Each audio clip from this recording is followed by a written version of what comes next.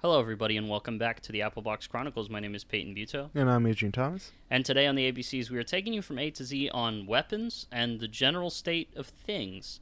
We wanted to talk about weapons because it's a really good movie that just came out, and it's getting a lot of buzz and hype, and we wanted to kind of contribute and give our 2 cents on it because it's a movie that's very worth talking about, we think. And then we also realized that weapons, both thematically and just in terms of being a movie that exists, that's original, and that's getting some popularity behind it coming out, kind of has an interesting lens with which we can view the general state of the film industry and talk about some other movies, kind of juxtapose it with some stuff, and we just thought it was an interesting topic worth an episode, so here we are. Adryon, what did you think of Weapons? What do you think of Barbarian, Zach Cregger's other film? Where do you stand on these two movies? Well, when I first saw Barbarian, it was like everybody else. It was super exciting, like just as you watch the film and as it kind of changes perspective and so on. And I loved Barbarian when it came out. It just felt very new and different and was just kind of doing things that horror movies weren't really doing at the time. And Weapons, in a way, doubles downs on like that kind of feeling that I got with what Zach Cregger was doing. He just like kind of mixing it up, not really like taking on any like clear cliches on the horror like genre. He's kind of just experimenting a bit with how you could kind of tell a horror story, and I think that's really cool. I loved Weapons. I thought it was pretty great. I loved the way it looked, all the actors in it, and just how it's constantly trying to have a roller coaster ride with the audience and try to point them in one direction only to like turn around and go into a different direction. It all comes together in the end pretty well too. I don't have too many criticisms about it. My initial viewing, I think the only thing I really didn't love about it was its length and maybe a bit of the pacing, but on my second viewing it wasn't as big as a problem. So really the movie's just kind of just overall great at this point of me watching it. I would agree with that. I loved Barbarian too. I thought it was obviously really fun, kind of unique horror movie that does a lot of things that we see him do in Weapons as well, with subverting things, kind of building to a big shocking dramatic crescendo and then kind of winding back, kind of giving you more context to it, and then allowing the story to reveal itself post a crazy thing that happens, so that the crazy thing has more impact. I feel like that's something he just likes to do because he's masterful at just keeping the audience engaged. I think his comedic background actually has a lot to do with that. He's able to kind of build to these like punchlines in a way, even in a scary sense. Yeah. So really great storyteller, I think. I think, honestly, I've seen it twice too. I think my first viewing, I was a little harsh on it just because I felt like I didn't understand all the pieces kind of clicking together in the end. The ending, the very, very ending didn't really land for me. I think the climax is cool, but the very, very ending didn't quite land for me as much as I wanted it to. But on a repeat viewing, I'm kind of at where you're at right now, where like I was kind of being an asshole just because of some of the structural stuff, because this movie, it really does double down on that, like you were saying, that kind of way that Barbarian is structured, but it does it more and more. Like it's like, okay, we're gonna build to this thing, okay, we're gonna wind back. We're gonna build to this thing, and we're gonna wind back. It always finds like the most dramatic, most suspenseful moment to kind of pull you out and make you learn more things, and then before you're ready to kind of complete that sequence. I think that's very engaging and cool, and like it is a roller coaster ride. Like he really knows how to make the movie fun. But I think, I don't know, if he made like a third or fourth movie and did like the same thing again, I might be like, okay, like these are fun in the theater, but I would hope that he wouldn't get closer over time to turning that into a gimmick, because there were times in Weapons where I got suspicious of like, okay, you're kind of just concealing information from me now. It doesn't feel like it feels beneficial to my entertainment, but it doesn't feel beneficial to maybe the storytelling and the narrative. But I think on a second viewing, I'm with it now. I'm with the hype train now a little more. I always really liked the movie, but yeah, I'm getting more accustomed to it, and I just think as long as he maintains the integrity of his storytelling style, he will have a great career as a filmmaker. Yeah, and even he said that on his next movie, which is Resident Evil, I believe, he's not going to do that. He says it's going to be a point A to point B movie with this, I think, following one character mainly. Well, that's really interesting to kind of maybe see him switch it up, see how he does with that. Yeah, so I mean, I'm excited to see what he does next. I think at this point he's kind of proven to be quite the exceptional filmmaker, and I hope he just kind of sticks with what his gut tells him, because it's been doing him well so far. Yeah, well, I think we also both agreed that the camera work in his films has this kinetic energy to it that's like especially in this one. This one looks so good, especially in a few segments specifically. Yeah. Oh man, there's some dolly zooms in here that are so good. There's some just kind of camera rigging where like there's a camera attached to a door at one point and the character's trying to open a door. I thought that was a great shot. Yeah. Anyway, yeah, great film. Why do we want to talk about this movie? There's plenty of great movies. Why are we talking about this one? Well, one, it's timely. Yeah. But two, this is an original movie. It's an original horror movie with a lot of word of mouth.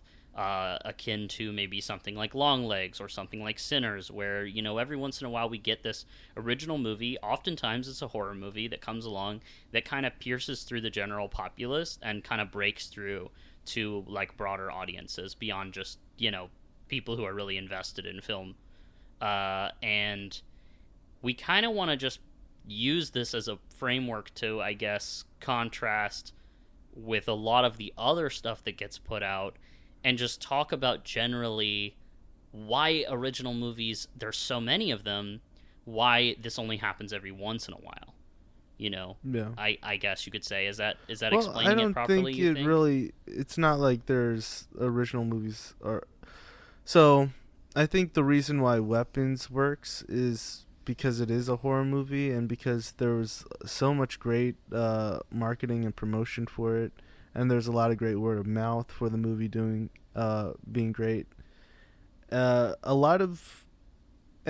there's been a lot of discourse about popularity and criticisms and how it's kind of merged together. So if a movie's very popular, then obviously it must be very good.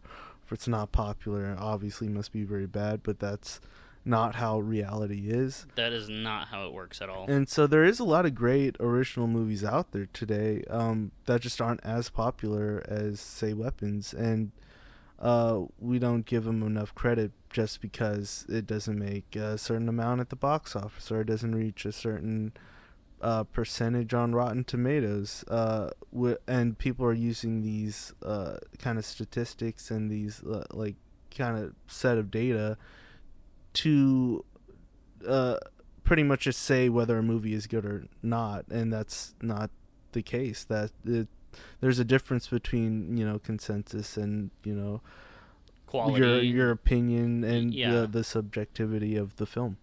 Well, absolutely. Like it baffles me how subconsciously so many people misunderstand this, and I think if you point it out to them, most people are going to be like, oh, I guess that doesn't make sense. But it's like there's just this subconscious instinct to like, oh, if a movie flops at the box office, it must suck.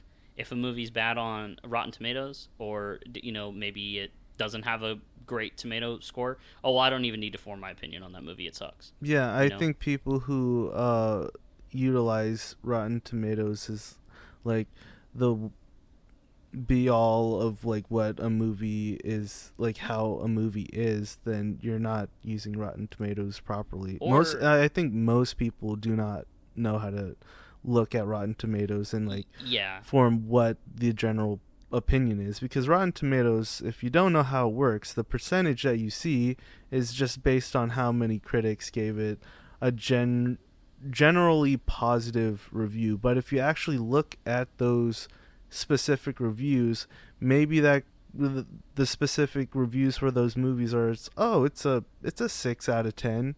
It's not it's just right above, mediocrity or bad, like a bad review. It's just right there. So you're watching a 6 out of 10 movie, which is like just above average, and yet it has a 90% because most of the reviewers thought it was just above average. I think Rotten Tomatoes does not really work in tandem with something like a cult film, Yeah. where it's kind of like the film is not generally considered very good by most people, but the people that do like it love the movie. Most people that like it are just so passionate about it.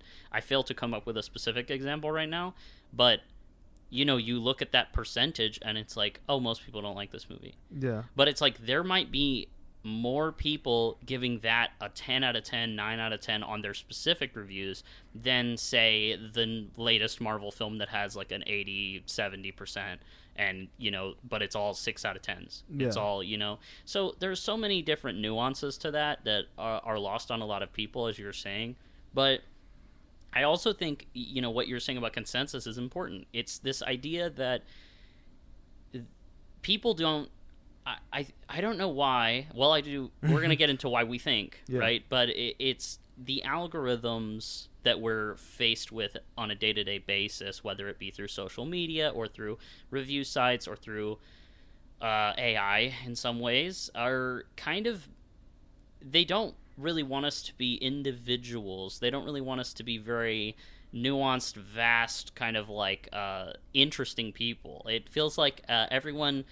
And nobody's really fighting it in a grand sense. Like, a lot of people are, but like not enough, right? Like, there's not enough people that are going against this idea that we're being fed that you should stay in a little box, in a way. Like, I feel like the algorithms inherently, they just box us in and make us less interesting people the more we engage with them. Yeah. And the less we think for ourselves. And I think people are honestly very willing to just not think for themselves and instead think for what the algorithms and the systems kind of want them to think. For example, I am guilty of this as well, because I think everyone to a degree is, no matter how much you really try to fight it, it's just everywhere. You criticized me at one point for using Spotify DJ in my car, and you were so right about that. It's become a comforting thing. You know what I mean? For like, I honestly try to not use it anymore after you told me that. But for a little bit after like that technology or that feature was released, I was like, this is interesting, and I was trying it out, and it really gets irritating to me how it will just show me the same things that I already listen to all the time. And you kind of tied that into like how I go to our local sandwich shop and I always would order the same thing and I wouldn't kind of branch out. There is a comfort to that, and that's totally fine. There's nothing wrong with that. But it's like this idea that you're kind of like not incentivized to branch out and to try and jump into new things and to want to engage with new things. So that leads us to being inherently just less curious. And I think as moviegoers, people are not as curious anymore. They don't want to like give films a chance. They don't want to engage with films in good faith. They just wait for whatever the algorithm tells them, whatever the reviews tell them, whatever the consensus is, or in some cases, whatever their favorite influencer or movie critic says. And that is not me blaming the influencers or the movie critics. They're just people with opinions, and that's great, and they should share it. But I am blaming just the kind of way that we engage with that kind of stuff is very flawed. It's like you're waiting for someone else to validate your opinion, and I think everybody just needs to realize that they can be unique and interesting by just having their own opinion. You don't have to be agreed with by the majority of people. Yeah. What Weapons is kind of different than all these other movies that we might see is that, for one, it's in theaters. It's not going straight to streaming. It allows people to actually like go in kind of not really blind, but kind of go in with not as much of a personal expectation. Like, it's not something you would find on Netflix that is like, oh, this is just for you. This is made specifically for you so that you can watch it. No, you're going in with something completely original, and you're in fact encouraged to go in blind. Yeah, and you're watching it with a bunch of strangers who don't know what they're getting themselves into either, and you're kind of all experiencing this movie together as a collective, and by doing so, you kind of react to the movie, and you kind of see how everybody reacts to the movie in certain places, because with horror movies you tend to do that. You react to the like scenes, you get like cringe up, or you you laugh or whatnot. And you can't have that kind of relationship if you're at home watching it on your TV or you're watching it on your phone. The theatrical experience really gives more credence to the film, and that's why the word of mouth is so great too, because the experience is so fun watching it with other people and really reacting to the movie that you have to say, oh, yeah, that was great. Like, honestly, even if the movie wasn't good, but there was a great amount of reaction to the movie, and you could all kind of in a kind of community sense, have this same reaction to that movie. The experience is more enjoyable, and you feel like it was worth the experience. Well, I think what you're saying is it kind of speaks to the fact that, like, the reason I think so many people kind of submit to the algorithm is because they want to feel like they're part of something. So whatever's popular, they're like, I have to be part of this, I have to agree with this, I have to have this same opinion that the majority of people have.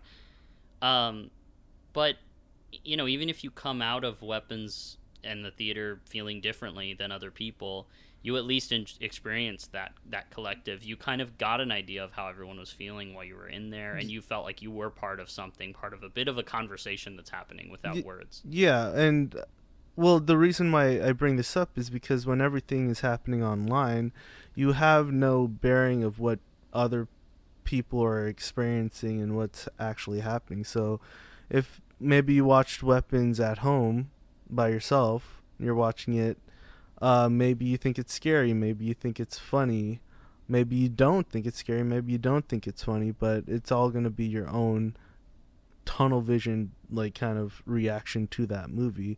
Whereas if you went to the movie theater with a bunch of people, there might be a scene, and then people are like laughing at the scene. The movie was supposed to be funny in that section, and maybe you didn't even realize it, and it kind of opens up like your experience to how you intake media, and how you could expand your media literacy by kind of looking in and seeing how people take in their media. So you're not just going off of just your own experience and your own ideas and your own ways of consuming something. You kind of get the full experience of everybody in that theater. For instance, when I watched Weapons for the second time, there was a scene in which a character's in the car, and they're asleep, and someone breaks into the car, and the reaction, like, someone literally shouted out, they're like, they didn't lock their car? And everybody broke into laughter, and to kind of release that sense of tension. And it's annoying as fuck. No, I'm just kidding. I mean, ad libs like that are like I find like it wasn't I'm just joking. Yeah, that wasn't happening throughout the entire movie, but you get to have this this communal experience taking in this movie, and you can't have that by yourself at home and just watching it on TV, where you could just take your phone out and just scroll through, disengage. I mean, oh my god, it drives me crazy how many people actually do go to the theater and fucking disengage with the movie while they're in the theater. Like, I work at a theater, and I see people more often than I can even stomach that will go into the theater And literally, like, you know how everyone makes the joke, oh, if you put Subway Surfer next to a movie, then people will watch it because attention spans are so bad that they need that stimulant, next to it. Okay, but the movie is the Subway Surfer. This is what you guys don't understand. These people are doom scrolling on their phone, Instagram Reels, whatever, TikToks, looking at Twitter, whatever the fuck. The movie playing in the background is the stimulant.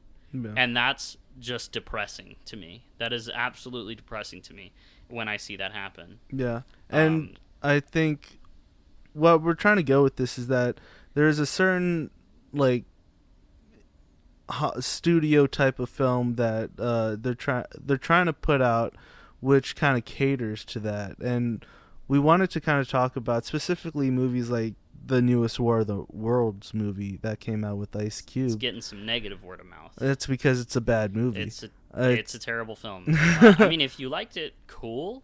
But everything with that movie is kind of soulless. It's basically just, watching a movie with Subway Surfer like on the background, because it's just a face and then you see some stuff happening in the background. The thing is, the film is designed to take the place of the Subway Surfer. Yeah, it's designed to just sell a product or promote a company or a product. Yeah, the actors aren't doing anything; they're reading off of the screen. It was made during COVID, so shelved for 5 years. Yeah, so it makes sense that they had to kind of quarantine people off and do this kind of I get where the concept came from. Yeah, but it's like, the film was clearly it almost seems unfinished. Yeah, it almost seems like they shelved it and then they were like, we have this thing. I mean, I guess it's like mostly put together. We just see if we could get some bucks off. But even if it was finished, that's the thing. Even if it was finished, it's with all the themes of the movie, which there are none. With all the promotion in the movie, which there are a lot of, it's not saying anything unique or original. It's War of the Worlds. You would assume that they would have that IP and like give it like some respect, give it like a quality, like budget and filmmaker. Like the last big War of the Worlds movie was directed by Steven Spielberg. Like, how do you go around and make this movie after that? Like, this was released through Prime Video, so Prime not Amazon is all over this movie. It is literally a plot point. They're like, you have to place an order on Amazon for a flash drive so that the drone can activate for me to get you the flash drive. It's bullshit. It's literally like it's like an Amazon ad with a movie as window dressing. It's incredibly ridiculous. Yeah, there's no creativity to it at all. There's no sense of integrity with the film at all, and that's one side of the industry that they're really trying to push. Even though the guys who run Netflix are like, yeah, we want to make more movies, so it's easier to consume and people could just like look down, look at their phone, look back up, and they're still kind of understand what's happening in the movie without any substance there. They're kind of trying to lose all the substance of what makes films great, just to make the viewers feel more comfortable at home while doing other stuff and just kind of having it on in the background. It's made to be a laundry folder, Yeah, and that is the worst place Hollywood could take these movies, and that's why we're talking about Weapons doing the exact opposite of that, making it a theatrical experience, making it completely original. It's not based on any IP. They're not trying to promote anything except for the themes that they're trying to say or the message they're trying to put through. Obviously there's product placement in the movie, but that is just like Campbell's soup. Yeah, but like that's just in every movie pretty much. Yeah, I don't even necessarily know if it's like just to say, hey, Campbell's chicken noodle soup, have it, eat it. Well, it's more of just like showcasing a brand so people understand like he has to feed his. Well, we're getting a bit into spoilers here, but like it's meant for some person to feed to his parents, and it's a part of telling the story. It's not just there to be there. There's a reason why they have chicken noodle soup in the house. It's not saying, hey, look at, like in War of the Worlds, they literally promote Facebook out, and like Facebook And goes Tesla. down, and then Facebook goes down, and Ice Cube reacts as if his parents died or something, or Tesla, where they kind of utilize Tesla in the movie, and they're like, oh, it's self-driving, so I could drive you somewhere, and yes, it's kind of being used in the movie to kind of get the story, but it feels like going. It's written for that specific Yeah. brand, as instead of just being like there's soup in the movie and then they just use this one brand, because who buys different brands of soup at the same house? You know what I mean? Anyways, I think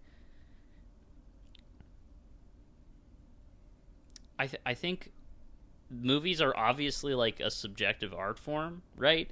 But what we do on the show is we're talking about filmmaker intention. Every movie is made with an intention, and it's just extremely evident that War of the Worlds was made with the intention to sell products and to just be a movie to put on in the background. So that's why we're saying it has no integrity, right? If someone likes the movie, I guess that's fine. I would say there's probably other movies you could check out that do the exact same thing 10 million times better. Yeah. But I just think people get confused about that. It's like,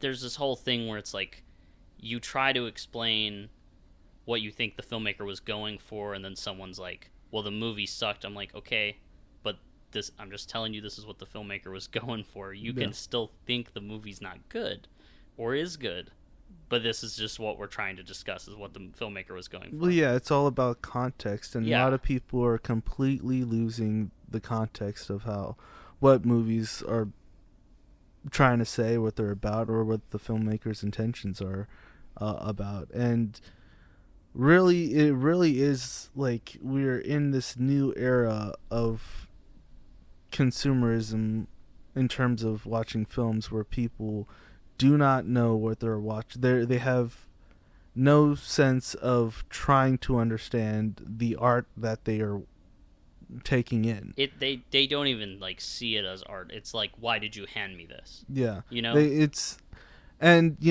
industry has become very, corporatized, and yes, there's a lot of movies out there that you might not even be considered as art because of what they're trying to do and promote. For instance, War of the Worlds, it's a movie, so it has some artistic merit in some ways, but it really is not that.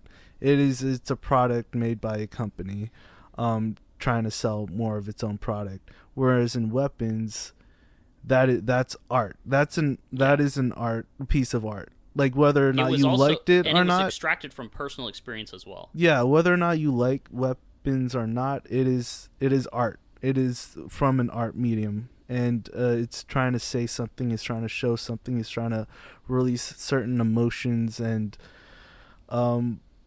it's trying to really expand the way people can just see a movie and get a story out of it that not everybody's going to experience. It's all about getting your subjective opinions on things, and kind of discussing it and talking about it. So I want to say two things. One, I think technically all movies are technically art by definition. That's what I was saying. Right. Yeah. But I think when a piece of art is made with insincere intentions, in my opinion, that is when I get mad. Like when a movie like War of the Worlds, it's very evident that it was made to sell products and to just be background noise, and that's not sincere. You're not trying to put anything meaningful into the world. You're just trying to make money. And it's like, yeah, that's an intention you had. That's why you created the thing.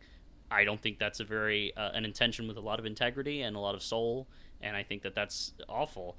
However, I do want to say what you were. The second thing is that you were saying, discussing stuff, coming to your own conclusions. We had a really great episode a couple weeks back on Trap where we discussed like so many things, and I've been posting clips of that episode online, and there's one thing people have been saying. We could talk about War of the Worlds and talk about, oh, this movie is terrible for this is why, and we're kind of going into the intention behind the movie, that they just want to sell you products, and people that just want to put on the movie in the background, the people the movie was basically made for, are going to say, oh, dude, it's not that deep. It's just meant to be entertaining. Why are you worrying about like what it's actually doing and how the subtext is insidious, right? Yeah. Okay, no, it is that deep, right? When they make something and put it out there, you have to be media literate. You have to like actually look into what the movie is trying to say, even if it's bad, right? And then on the other end of that, we're going to dive into Weapons, or we dive into Trap last 2 weeks ago, and people say, oh, dude, you're putting too much thought into it. It's not that deep. You're drawing, you're reaching, right? No, screw you. We're not reaching. We're actually just engaging with what we're seeing, and this is what we're trying to get at, is the fact that movies are now being made to be not thought about, and therefore they can do bad things for money that rely on us not thinking about them and calling them out for doing that. Yeah. They can have insidious intentions now that are, I mean, there's always been movies with insidious intentions, but it's like it's becoming way easier to kind of make that, because it's like the algorithms just, they don't want you to actually think outside the box. They want to create the box and then just show you stuff and be like, this is all there is, And so when I get told, you're putting more thought into it than the filmmaker, you're analyzing this terrible movie, why even do that? It's like, no, if you actually analyze this movie, I don't think you would think it's terrible. You know what I mean? Yeah. When I talk about this, it's kind of like you kind of have to look at movies like paintings in a museum in a sense. Like, not all the paintings in that museum are gonna appeal to you or look good to you or anything, but not everybody, but most people in that museum are looking at these paintings, kind of discovering what they're about, how the artist made it, what techniques they did to make it how it is. They're trying to figure out what the painting's about. What are the intentions? Like, that's how you have to look at movies too. That's why we call it art. You have to look at like everything about it. What is it trying to say? How was it made? What were the technicalities used to make this film? And that's the whole point of discussing art. If you go into a museum and all you're saying is like, oh, I'm just looking at these pretty paintings and I'm not trying to think too much about it, you're kind of missing the point of the whole reason why that painting was made in the first place. Yeah, not every painting is made to look pretty. That's the thing. Like, Simon Pegg recently said this. Entertainment is maybe sometimes an overrated function of art. Yeah. My mom hates unpleasant movies, horror movies. She would hate Weapons, right? But it's because I think there's just this idea that movies are meant to be just entertaining, and that's it. And they don't have to be deep. They can just be entertaining. And, you'll have people just rallying for the defense of these movies. As soon as you start talking deeply about any movie that comes out that's, like, just populist, or, for like a blockbuster, like a big kind of studio movie, or something like War of the Worlds, if you try to dissect it, there's always going to be people that are like, it's not that deep, bro. It's just supposed to be entertaining. Like Superman. Superman has obvious political allegories for things that are going on right now and obvious messages it wants to get out there, but then there's going to be people that are like, it's not that deep, bro. It's just Superman movies. It's supposed to be entertaining. No, dude, you don't even know what Superman is. You don't even know why Superman exists then. Because it's like, why do we make shit? Why do we make art? We make it to illuminate contemporary life. We make it to illuminate things that are going on, bring awareness to stuff through metaphors, through showing how things feel in a more abstract sense than what we can see in front of us, because people are more receptive to that. Because yes, there is a level of immersion and escape to that, but through that escape you come back learning more. Like, why do you guys not want to why do you guys not want to think about shit? That's so crazy to me. You exist on the planet. What do you want to do with your one life? You don't want to think about stuff. You just want to be like, oh, it's entertainment, it doesn't matter, it's not that deep. you could be like, you're like a unique person. Like, you have stuff to contribute. Why do you want to not think about stuff and rob yourself of that? Sorry, that was a crash out. I'm just... This is the unfortunate, like, kind of reality that we're living in. And the reason why people don't want to do that is because they like being told what is acceptable and what isn't, and what's good and what's not, rather than actually think for themselves. They want to be told this is a good movie, and so you go in and you're like, okay, this is a good movie. Or they want to be told this is a bad movie. You're supposed to think it's bad when you go in and watch it. And you could see that even in just politics. Even, like, again, we always go back to politics. People being told this is right and this is what's happening, and they'll just be like, yeah, sure, we should lock up immigrants. That's fine. No, it's not. You should maybe think about why they're doing that. Maybe you should think about why we shouldn't be locking up immigrants. So you should be thinking about experiences out of your own body and your own experiences. Yeah, you should be thinking about other people. You should be discussing things and, like, understanding where people are coming from, rather than just being told that no, they're nobodies. Don't worry about it. I'm certain there is exceptions, but I do think that, most people that are not, like, part of, like, the top, in terms of class and such, they agree with that because of what you're saying. It's this sort of like, oh, I was told that by someone I'm supposed to listen to, right? Or someone my parents told me I'm supposed to listen to. There's several reasons for why that can happen, but it's like, I think if that kind of thing was eradicated, if everyone was more critically minded and wanted to actually think about the why of things and be curious about it, like they're not with movies a lot of the time, I don't think many of us would really disagree on very basic humane things like that. Like, you know what I mean? Like, it would be, like, pretty fucking obvious, like Superman spells out because Superman's a good person, that's not right. You shouldn't do that. Yeah, no, it really is just a matter of being a tool of the algorithm and being open to being controlled, essentially. I'm not trying to get all conspiratorial, but I'm just saying, like, people are more comfortable. That's why a lot of these more conservative films are basically just propaganda. You see Reagan, it's propaganda. Evil movie. God's not dead. Oh, propaganda. Angel Studios movies, it's all propaganda. Yeah, so I saw an Angel Studios movie yesterday called Sketch. I have a friend, good person, great artist, respect them a lot, worked on Sketch.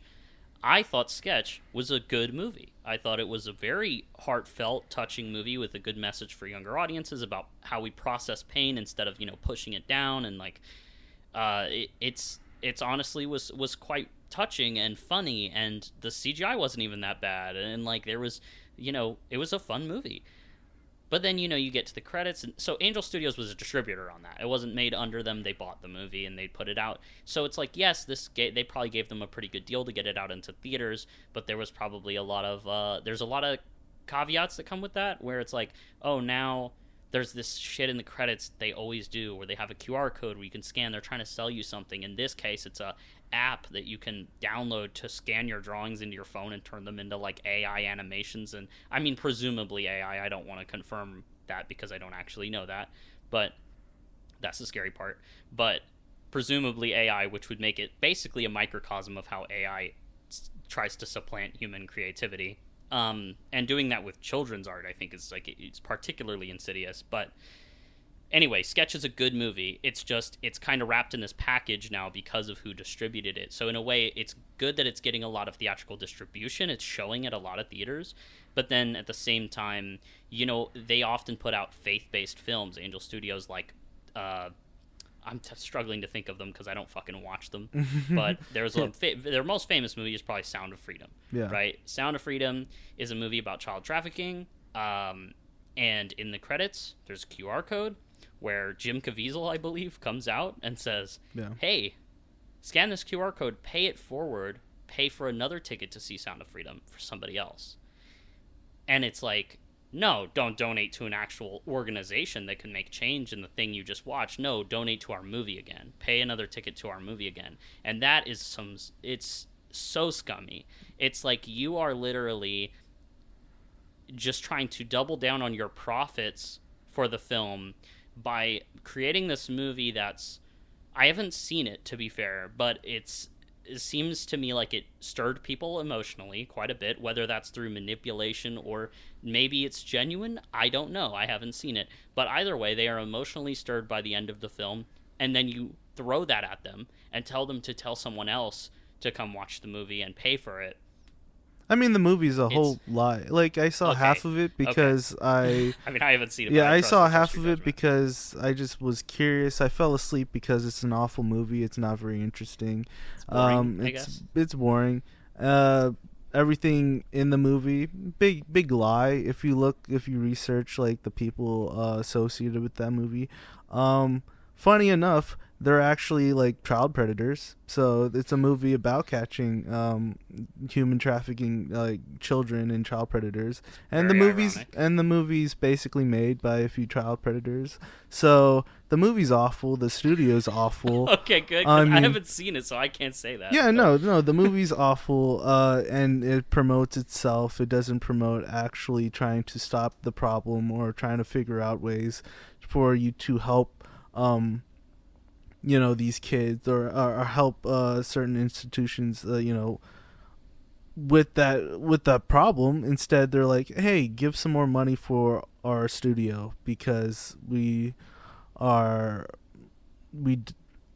don't care. They're grifters, bro. They're grifters. It's so bad. Do not they do this I'm telling you, I work at the theater. We show all their movies. Whenever one comes out, I look in the credits and I see people scanning that fucking QR code, and I see how, and it's bad. Like and largely they make faith-based films. What's ironic is that Sketch is an actual movie that was not made under them. It was just bought by them. Yeah. So all the people who made Sketch, and the reason I bring it up, were probably like, this is really awesome. We're making this wonderful movie that we're all passionate about. And then it just gets kind of bottled into this package that's so unfortunate, and this probably happens a lot in the film industry, where it's like even passionate artists, their work kind of gets, I guess, it's not in this case ruined, I would say, because the work is still there and present and able to be seen in its full form, but it just gets this little asterisk of like, you go to watch it and then gets you get tainted. That ugly feeling at the end. Yeah, so my thing is, don't ever support Angel Studios. Don't ever watch their movies if they're distributed from them. Unfortunately, that's the case. If you want to watch it, you can. Don't ever scan the QR code that is in the credits. Don't ever do that. Don't ever do that. Do not ever do that. If you're one of the people that scans the QR codes at the end of an Angel Studios movie, I genuinely believe that you have a very low IQ. Like, I'm not even lying. Like, that's probably the truth too. Like, don't ever support that stuff. What is wrong with you? What is wrong with you? Don't ever support that stuff. That is propaganda. If you're scanning the QR code, don't listen to our podcast. You're not gonna like it. I mean, actually, you should listen to, if you really want to actually like talk about that shit. Like, listen to us talk about it. That'd be great, because I would love to. I think we shouldn't like be like, no, go away. We have to like talk to people if we want to make progress. I'm just saying, you probably won't like our podcast. No, because you probably have a low IQ. If you're scanning the QR code, you probably have a very low IQ. You don't want to be a part of any discussion. You don't want to do any sort of research on the movies you're watching. You just want to watch it, get, watch this propaganda, see, oh yeah, they're doing some good stuff. Oh, that person is an actual child predator. I didn't know that.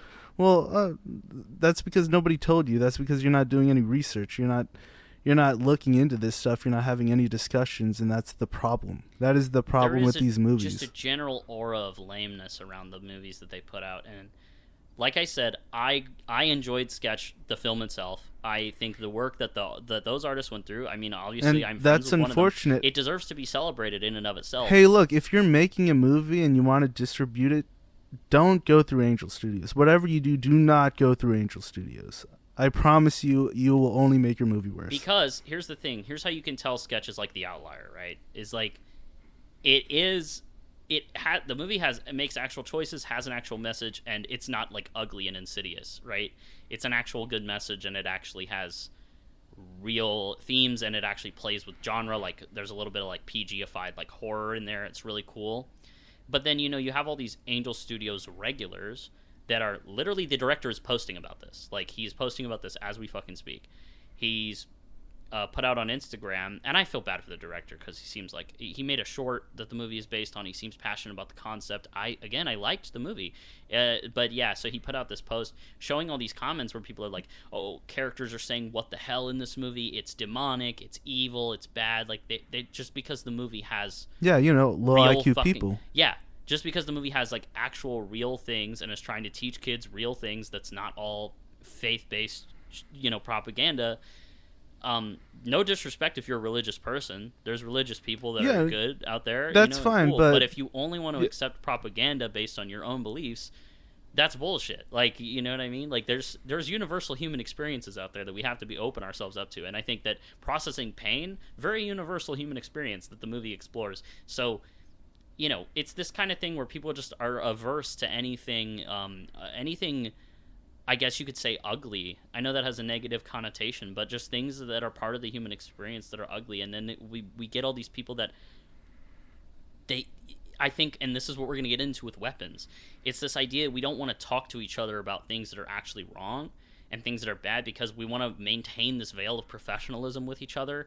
And I think the system and the social media and the algorithms kind of make us feel crazy because they make us feel like we can't be people with each other. We can't be open and vulnerable with each other. We can't have flaws and be part of that, and that be like our charm. You know what I mean? Like, just this idea that we kind of all have to mask up all the time, and if anything shows us something that makes us slightly uncomfortable because it's just an ugly, so to speak, area of the human experience, we reject it because we don't want to experience that emotion together. And I just think that Sketch is a great example of how a film can be a sincere film can be bottled up in an insincere package and tainted in a way. But I still want to show a little bit of respect and kudos to the artist that did make that movie, because at the time of making it, I'm sure they were putting together something actually special. It's really unfortunate because from what I hear, it sounds like a really good movie.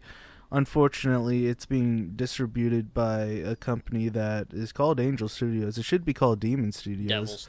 Devil Studios, Satan Studios, because that's what they're doing. They're not promoting any Christian-based, faith-based stuff. No, they're promoting hatred and dishonesty. So, don't support Angel Studios in general. Okay, so we've talked about that kind of propaganda. We've talked about product propaganda with War of the Worlds. Yeah. There's one last, angle of this evil trinity of movies that we're talking about, and that is AI, which we touched on a tad. A movie that comes to mind for me with an evil use of AI, and I guess I should preface this by saying I don't have direct filmmaker confirmation that it uses AI in the film, but it is very, very, very evident and agreed upon by most everyone that has seen this movie that there is AI, generative AI, used in the movie. We also know of movies that have definitely used it, like Late Night with the Devil. That was a whole thing. But this movie, Flight Risk, directed by Mel Gibson, a person who has no integrity anymore. With Mark Wahlberg, a person who has no integrity anymore. And Mark Wahlberg probably likes Angel Studios movies. Anyway, he's probably never really had integrity, but well, I mean perceived integrity. I mean his reputation. You know what I mean? Yeah, even though when he was 17 and he beat up an Asian person for no reason other than for a minute racism. There in the industry is what I'm saying, is that he was people weren't. Well, yeah, no, people loved Mark Wahlberg for a while, and people still love Mark Wahlberg, but again, there's no discussion happening in the film industry. Nobody's doing any sort of research. Nobody's putting themselves into certain situations or looking from a different perspective other than yourself. They're just taking it in as it is, and they're just not questioning it.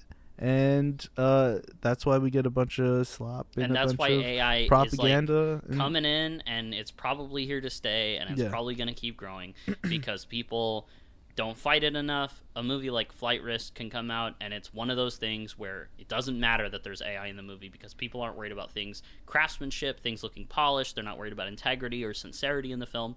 They're just worried about if it entertains them for however long, and if they really turn their brain off, if they can engage, not even engage with it, but just kind of like let it glaze over and occur in their field of vision for 90 fucking minutes, right? Yeah. So Flight Risk, I think it's a terrible movie. It is, I believe, personally, my least favorite movie of the year. It's like right neck and neck with War of the Worlds, because I think they're both evil in their own way. But Flight Risk, generative AI literally first shot, like a motel generative AI. There's several like shots towards the end where I was like, is this fucking real? I can't even tell.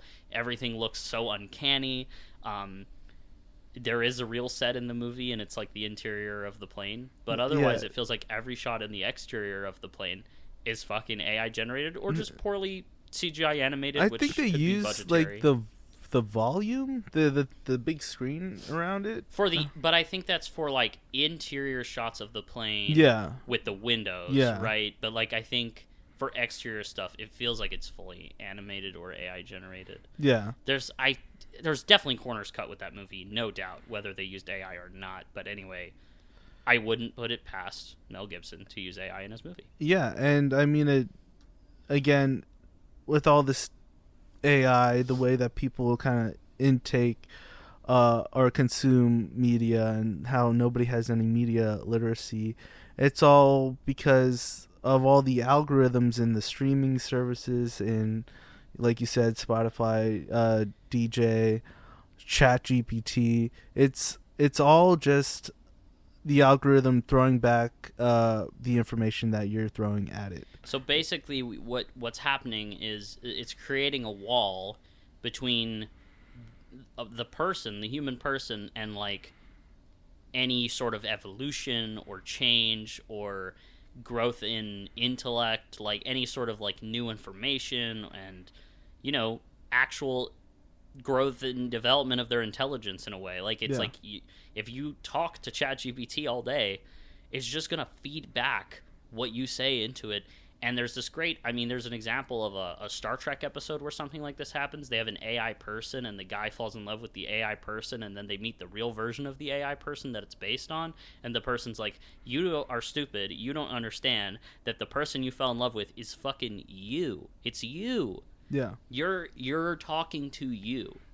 So there's this idea, like, there's literally people that talk to ChatGPT and don't know how it works, or are not thinking about how it works. Maybe it's like they would rather just assume differently, but it's like they kind of lean on this. And the ChatGPT psychosis. Yeah, that's what's going around. ChatGPT psychosis. It's this like idea that ChatGPT will fuel your ego to a point where you literally become so delusional you cannot even perceive reality correctly. No, yeah, and this is real. We know people, multiple people that that honestly have this psychosis where they input information into ChatGPT, and the ChatGPT is just agreeing with them and saying, "Yeah, you're right. This is a bad thing that's happening," and you're the victim in this situation, when it's really probably not the case, and you're probably the bad person for basically saying, repeating what AI is saying. So what's happening is you as a human are giving your subjective or your interpreted account of an event or something that happens, and then ChatGPT, which is incapable of thinking critically about what you're saying and actually kind of questioning it in a way beyond certain limitations, is just going to basically take your word for it. Yeah. Because there's no sense of like if ChatGPT was a character in Rashomon, they'd be fucked. Because there's just there's no way, right? ChatGPT wouldn't know how to rationalize the three different truths in the film. But it's bad. So, one thing we wanted to say, because we've been on kind of a negative rant for a while, is something that we do think Weapons has going for it as a film that's bringing people into the theater, is that it's a horror movie, like you said. And I think horror movies, I saw a video from a creator that I really respect named Jeff Russo, also known as Films at Home. Great physical media collector guy. You should check him out. I know you don't really watch his stuff, but I've seen his stuff. Oh, you do? For a while now. What? I thought you said you didn't. No, you never asked me that. You were just like, yeah, I know this guy, Jeff Russo. I felt like I've asked you that before. No, you haven't. Okay, never mind. Anyway, did you see the video? No. Okay, so the video was basically about how horror movies are, going to save movie theaters. Yeah. Because they have this, like we were saying, like this idea. They're a very visceral, emotional experience you can share with everybody. They have this unpredictability to them. There's this kind of mystery to them usually, and they can be very original. And I think they thrive in that kind of like not isolated, but like that kind of communal, like dark room kind of environment. People like getting scared together, I think, a lot. I think it has a lot to do with suspense and the fact that you kind of need to tune into the movie to really get everything out of it, because you're waiting for something to happen. You're kind of anticipating things to happen. You're kind of interested in where the movie's going to go, and that you get a lot of that out of horror movies than maybe like a romantic movie or like a comedy. But it makes you more you more invested into what you're seeing, and that's why horror movies are really picking up and really showing everybody and the studios that this is how movies are meant to be seen. They're supposed to be seen in the theater. They're supposed to be seen without any distractions, without you being on your phone, without you talking to your friends and like not paying attention. It's supposed to be seen properly. And that's why, Sinners and Weapons are now like some of the most profitable and positively received films of this year, and they're both horror movies. I think, yes, horror has this greater margin for, I think, immersion. Like, I think when you're really caught up in suspense, there's just a greater margin for, like, difference between watching it at home and watching it in a theater. I feel like watching a horror movie in a theater is completely different from watching it at home almost all the time.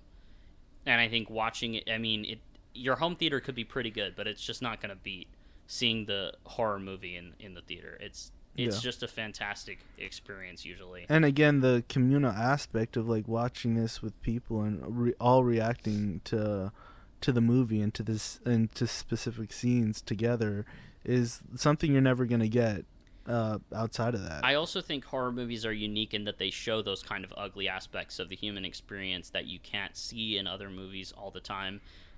There is less horror movies that feel like those other movies we were talking about than I think most other genres. Well, yeah, and horror movies also, or the genre itself, they kind of tap into those emotions that we don't feel consistently. So when you watch like a comedy movie, you're laughing along with it. Yeah, you laugh every day.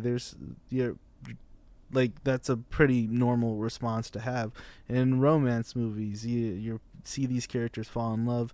People fall in love all the time. In horror movies, it's not an everyday thing where you're just being scared about something, unless you're that type of person where you're just scared of everything. I think, but it's really tapping into like these emotions and these feelings that you don't necessarily feel all the time. This uncomfortability, these cringy moments, these almost out of body experiences that you just don't usually get from any other genre. Then you get at horror, and that's why people, I think, really latch onto that, and they're really expressive about how much a horror movie has like meant to them or has changed them, because you're getting something you don't really see all the time anywhere else. That's not like some kind of big blockbuster CGI fest that's out there. Yeah, and yeah, sorry, go ahead. No, I was just saying, yeah, this is something that. This is why horror movies kind of blow up, and the word of mouth is always usually really good, because a lot of people are just saying, hey, you got to watch this. I've never seen this before.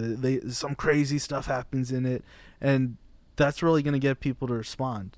And that's what they kind of provide to the movie theater experience. And horror films are very much like I think they're made by and they're received by very passionate people on both ends. Like, I think horror filmmakers, a lot of people will say, are like the nicest directors and writers and stuff because they put all that ugly stuff like in the movie, right? And then the same goes, I think, for like people who love horror movies. Like, some of the people who I know who are really, really into horror movies specifically are like super cool people. Like, I just think it's because, even like in the movie Sketch, it's like when you're able to really process ugly things in a healthy way through art or through engaging with art and really see things that you can feel seen in ways that I don't think you can feel seen by other movies the same in a horror movie. Because I mean, a lot of my favorite movies are horror movies because you're seeing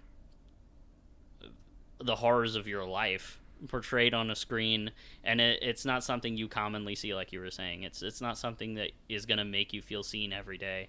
You really get to kind of heal when you're watching a horror movie in a weird way. True, that's why a lot of horror movies kind of revolve around like grief, trauma, or addiction, or like, people are like, oh, horror movies shouldn't just all be about trauma, and I'm like, sure, but trauma, it can take so many different forms, and we all experience it in one way or another on, in several ways throughout our lives, that I just feel like there needs to be, like, I guess, a place for that sort of thing in horror movies. There's just so many horror movies that I've just been like, oh, okay, so that someone else has been through that too, and that's always the best part when you're watching a movie. Speaking of which, we might as well just get into the weapons. So, our first hour was on the general state of things. Now we're going to talk into the weapons. We're going to go into talking about weapons, spoiler zone. So, okay, what we're going to do similarly to how we did Happiness, because this is a Magnolia-inspired kind of horror epic, as they put it, about several different characters. We can basically go character by character to explore the themes, which is helpful to structure this, but we'll probably trail off and shit and talk about other things. And kind of how we went about this is really based on how the movie, what the movie is trying to say, that everybody's kind of a weapon. Everybody's either targeted or or targeting something, and we're going to kind of go through all the characters on whether or not they're the target, or they're targeting something, or they're doing both. Yes, because I think everyone in this movie ostensibly is kind of like a victim and also a problem in a way. That was kind of my thesis. Yeah, they're very multi-layered. They're very multi-dimensional, as you said to me.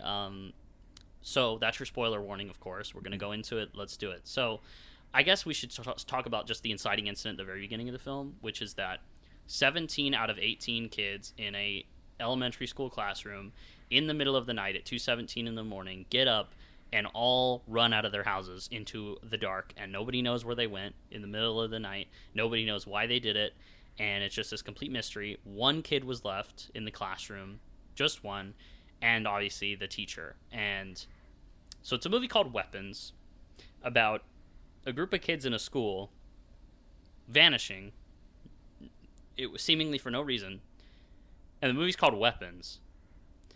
I wonder what it's about. It baffles me. Like, actually baffles me that I've seen several reviews or several people talking about this movie, and they're like, yeah, it's just a fun horror movie. It's not about anything. What are you talking about? What are you actually talking about? What do you mean it's not about anything? It's about the most obvious thing you could show on the screen. It shows it so obviously. There is literally a scene where a character is dreaming, and they walk up to a house, and above the house is a giant fucking floating AR-15. Maybe not an AR-15. I'm not a gun person. I think it is an AR-15. Anyway, it's floating, and it literally has the time, 2:17, which is when the kids disappeared, on the fucking gun. And the movie is called Weapons. One of the posters is a goddamn drawing of all the kids with little X's on them. Yeah. Also, okay, so to your point about people saying it's not about anything, I felt that the movie wasn't like cohesive enough for me on the first viewing. I obviously knew that's what it was getting at. I just didn't feel like it kind of clicked at the end. But now I think it does. On the second viewing, I really think it does, and we can get into it. But yeah, if we're not even as obvious as we are now, the movie is about, or at least on the most surface of levels, a metaphor of school shootings and the aftermath of a school shooting. Yes. That, like, I don't know how you can't see that, how you can't equate what this movie is about and that metaphor. Like, it truly baffles me that people can't seem to even figure that out. There is so much detailed like stuff in this movie. There's so many detailed conversations with little just nuggets in there about it too, like that really just, it's like right there. They floated it above a house. It's lit, lightning strikes and fucking illuminates an AR. It's so. And the thing is, I find that so funny. I think the thing is, Zach Cregger has said that image kind of just came to him. I think he did actually dream that up. So it didn't necessarily have that like initial like, yeah, this is, I need to have this up there. It was really just the subconscious coming out. It's an intuitive thing. Yeah, like, well, I think a lot of this movie has to do with the subconscious and how it knows what's up. Yeah. But the conscious kind of has this again, like we're saying, this kind of resistance to it, this veil of professionalism, this veil of like I can't actually challenge these things because they're the constructs with which I've lived my entire life. You know what I mean? Yeah. Also, to your point, Zach Cregger also says this is a personal movie because he just kind of started writing it. This movie is about grief. Yeah. That's the thing. I've seen people say, "Oh, thank God, not another horror movie. Finally, not about grief and trauma." I'm like, it's about grief and fucking trauma, dude. I think most things are. I think with that complaint, it's a lot of movies go about it in the same way. Yes, Weapons does it differently. It does. Yeah. It does. And I think this is just a great way to kind of showcase it because all the characters are going through grief. Well, most of the characters are going through grief, and they kind of deal with it differently. And instead of dealing with it within themselves, they blame it on everybody else, and that's kind of where the whole thesis comes in, where everyone's to blame and everyone's also the victim. And the only one that's not the victim, the actual insidious person or entity behind the whole thing, is the institutions, the systems that fail everyone, but most importantly, the children. Yeah. So let's go character by character. Yeah. Justine is the first character we follow. She is the elementary school teacher, played really well by Julia Garner. Everyone in this movie is good in their roles. Yeah. But yeah, Justine is obviously very troubled by what's going on. Her whole class, except for one student, disappeared. The principal doesn't want her talking to that student about what happened because it's inappropriate. You know, he's been through a lot already, so we're going to leave him alone. And she is also an alcoholic. She struggles with alcoholism. She's basically the scapegoat of the movie. Everybody wants to blame her for what happened in the school when she had nothing to do with it. And the only reason they're blaming her is because of a few incidences she had at her previous job, in which she was just kind of a member of the staff. Yeah, she just had kind of a murky past, and it has nothing to do with anything with the children or anything like that. So here's what I think, is that I think with her character, what we're seeing someone who's blamed essentially by a lot of people, but then, you know, of course there is a level of self-inflicted harm to it with the amount that she's drinking, because she feels like everyone's blaming her and everyone's on a witch hunt against her.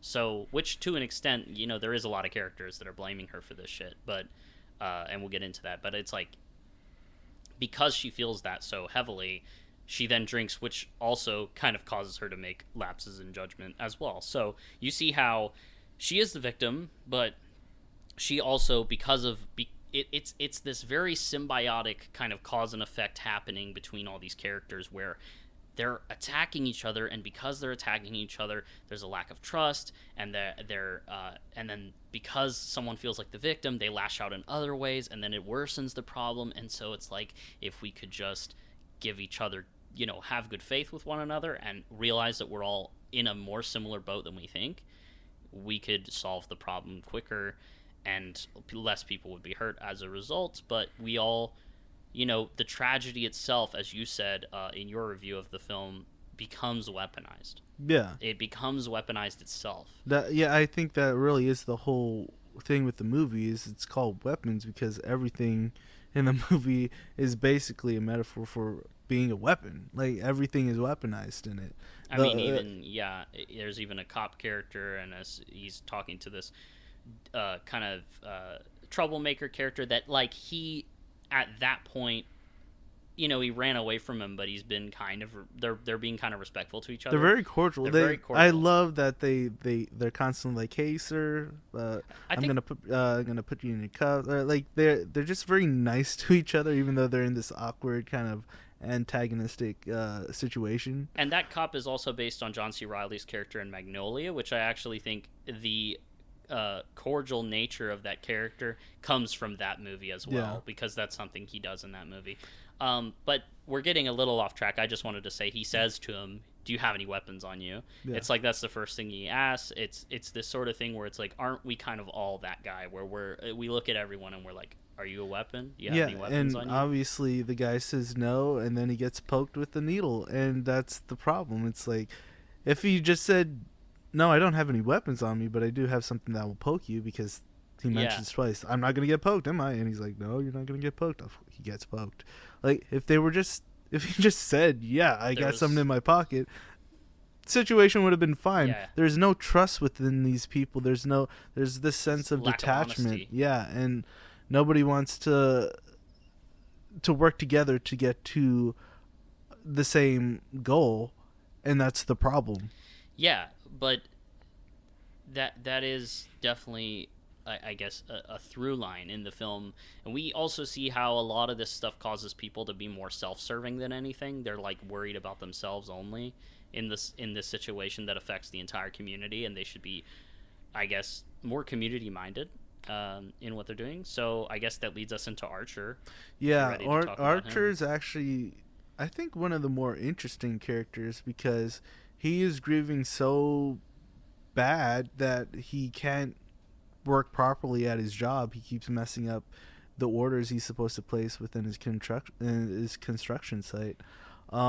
It's seemingly like his relationship with his wife is deteriorating, and the only person he wants to blame other than himself, he doesn't want to blame himself, even though he kind of feels guilty about it. His self-blame onto Justine. Yeah, and he's blaming the teacher instead, even though he says, yeah, she has a bad background. There's no reason, there's no motivation for her to do anything. So that's what I wanted to get at, actually. That's what I forgot to say, is that because people are human beings, and because the institutions are not human beings, they're constructs, right? We are more willing to blame human beings because human beings have flaws, and we're able to target those flaws and identify them and project and be like, well, this girl has a murky past or whatever, so she's probably the issue. And because we're all part of the system in some way or another as well, we would rather blame that because it's easier. You know what I mean? And it's also easier than blaming ourselves, because blaming the system, because it requires us to take accountability for our part in it. The thing is, Archer, he feels like he's failed as a father, and he doesn't show enough love to his son. You see that in his dream sequence in the film, and there is a sense of, like, guilt to him, where he feels so guilty about that when his son goes missing, he all that kind of starts to weigh down on him. He's like, oh no, I wasn't there for my son while I had him, and therefore now he's like extra angry, and he's like, has to blame somebody, but he doesn't want to blame himself, even though really it's that guilt that's manifesting as anger. It's also, and this isn't like a huge thing in the movie, but you could tell that it's this generational kind of thing going on, because his son is Matthew, and Matthew is the school bully as well. He's the one that bullies Alex, the one kid that doesn't run away. And you could tell that, Matthew's the bully because he probably doesn't have Archer to be that father figure for him. I think you say it's not a huge thing in the movie. I think it is a huge, colossal thing in the movie. But yes, the when I say it's not a huge thing, it's that it's not like presented as a huge thing. I know what you mean. It's like it's a detail, right? Yeah. But the detail is so indicative of like the larger point of the movie. It's like that. The inclusion of that just shows that this movie is very pointed in what it's trying to get at. Yeah, so also what you were saying about him messing up orders at his job, he messes up this order on some paint. You see how he takes every excuse when he's going around fixing his own problems that were probably caused by his grief and how he can't focus on shit. He takes every excuse to, like, do a side quest and fuck with the teacher, talk to the cops, try and get more information. He just can't think about anything else. In fact, he messes up this order about the paint, and then he uses said paint that he was supposed to return to paint the word witch on the side of Justine's car. Yeah. So it's this whole thing. Yeah, it's throwing the blame somewhere else, and like that's just kind of the problem these days. Just in general, everybody's just trying to blame someone else for the problems that are being caused by either everybody or themselves. Through Archer, we also see this idea of everyone's trade, everyone's job coming in handy, and the fact that if everyone in the community worked together, we would all use our different skills to come together towards a common goal of finding the children. For example, Archer is able to use his tools as a construction worker. He has this map of the city. He's able to like draw lines and kind of he goes to this other He uses geometry to figure out. He uses geometry. So basically he draws a straight line from where his kid ran out the door, and then he finds where the other kid ran out the door. Another kid ran out their door because they also had like a Ring camera that captured the kid running away, and he asked the parents to see it. And it's this really funny scene where the mom doesn't want him to. She's like, I'm not comfortable with that. And he's like, oh yeah, of course I understand. And he waits for the dad to get home, who's played by Justin Long, which I hope he has a cameo in every Zach Cregger movie. That would be really fun. So then of course the dad, it's like one of those things. He's almost like a kid asking permission from mom, and then she says no, so you ask dad instead. It's really funny. So he sees that, and then he's able to kind of create an intersecting point where they could have been running towards the same thing. But it's not until he shows Justine, the person he's been antagonizing the entire fucking time, that hey, this is where the kids might have been running, and then she points out, oh, that's where the last student who didn't go missing lives. Yeah. And there you go. Yeah, now if they would have done this in the beginning, man. Yeah, man, wouldn't that have been great if they had not wasted all that time. Speaking of which, I guess we'll talk about Paul, who we talked about a little bit already, played brilliantly by Alden Ehrenreich. Really I love fantastic. Alden Ehrenreich in everything I've ever seen. He's amazing. Guys. He's so good. I want to see him in more movies, please. Hollywood, just as a put him in more movies. Actor, he's so good. I love him in everything. I know people got bad taste when he did the Solo movie, even he's though great in that movie. That's a top 3 Star Wars movie for me personally. Whoa. But you're gonna piss some people off. That's not the consensus. Oh no, you're an individual. Stop. But he's so good in this movie, and what I love about how they showcase his character is that when we first meet him, it's through Justine's point of view. Yes. And he's such a nice guy. He seems to be like he's like, I care trying about to help you. out Justine. He's very he seems like a fine dude. Like he's just trying to like he's a cop, so red flags immediately. But then after they spend a night together and sleep together, she drops him back off at his car, and he does say something snarky. He's like, just leave the investigating to the investigators. Don't worry about it. And that's the fucking problem. Yeah, it's like when you rely on the system is at fault. Yeah. And then we come back to his point of view, way before the movie even starts, where he's starting off his day, and he's not the nicest guy in the world, actually. No, he's like he's that classic hates his wife kind of trope. His wife's like annoying to him. He's probably an ex-alcoholic because of he had to. They were talking about meetings, going to meetings, AA meetings. Alcoholic Anonymous, and that's why he doesn't drink alcohol at first when he meets with Justine. But she's kind of trying to convince him to. She's almost like, a bad influence on him. Yeah, that's what I love about all these characters. They're so multidimensional. There's no like one good character or one bad character. They all have their issues. I'd say the Alex Lilly, the kid. I think again, because he's a kid, he's innocent, and you don't want to put any like kind of bad things around him. But it's the point. Yeah, for sure.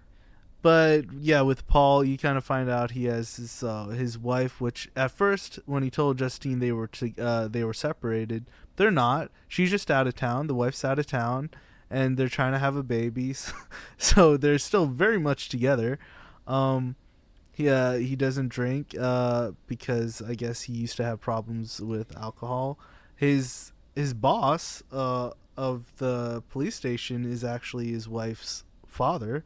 That's like a kind of a not a huge thing, but I think it kind of is. It kind of is because now then he has that sort of like his reluctancy in his marriage is kind of mirroring his reluctancy as a cop. It's this sort of like obligatory like thing to him now. Maybe something like that. Yeah, and I think that's why near the end when he does cheat on his wife and he has to walk past his boss, he kind of gives him a bad look. And he's like, crap, I messed up. But he's so Paul like he's going through his day and then he sees James trying to break into the before that place. We do have to mention real quick the fact, yes, he cheats on his wife. His wife comes home unexpectedly and she's like, where were you? And he's like, out. And she's like, you piece of shit, Paul. But like she's very like kind of slap on the wrist kind of the way she says it. Like it's not as aggressive. Again, they're blaming the wrong people. Yeah, she follows Justine into a liquor store. The way this is filmed, it's like she's weaponized. She's like a heat-seeking missile like everyone else. She's like targeting Justine. The whole idea is that these people get weaponized. They're under control of like a spell where basically they just like run at their target and will kill them no matter what. Like they're just chasing them constantly.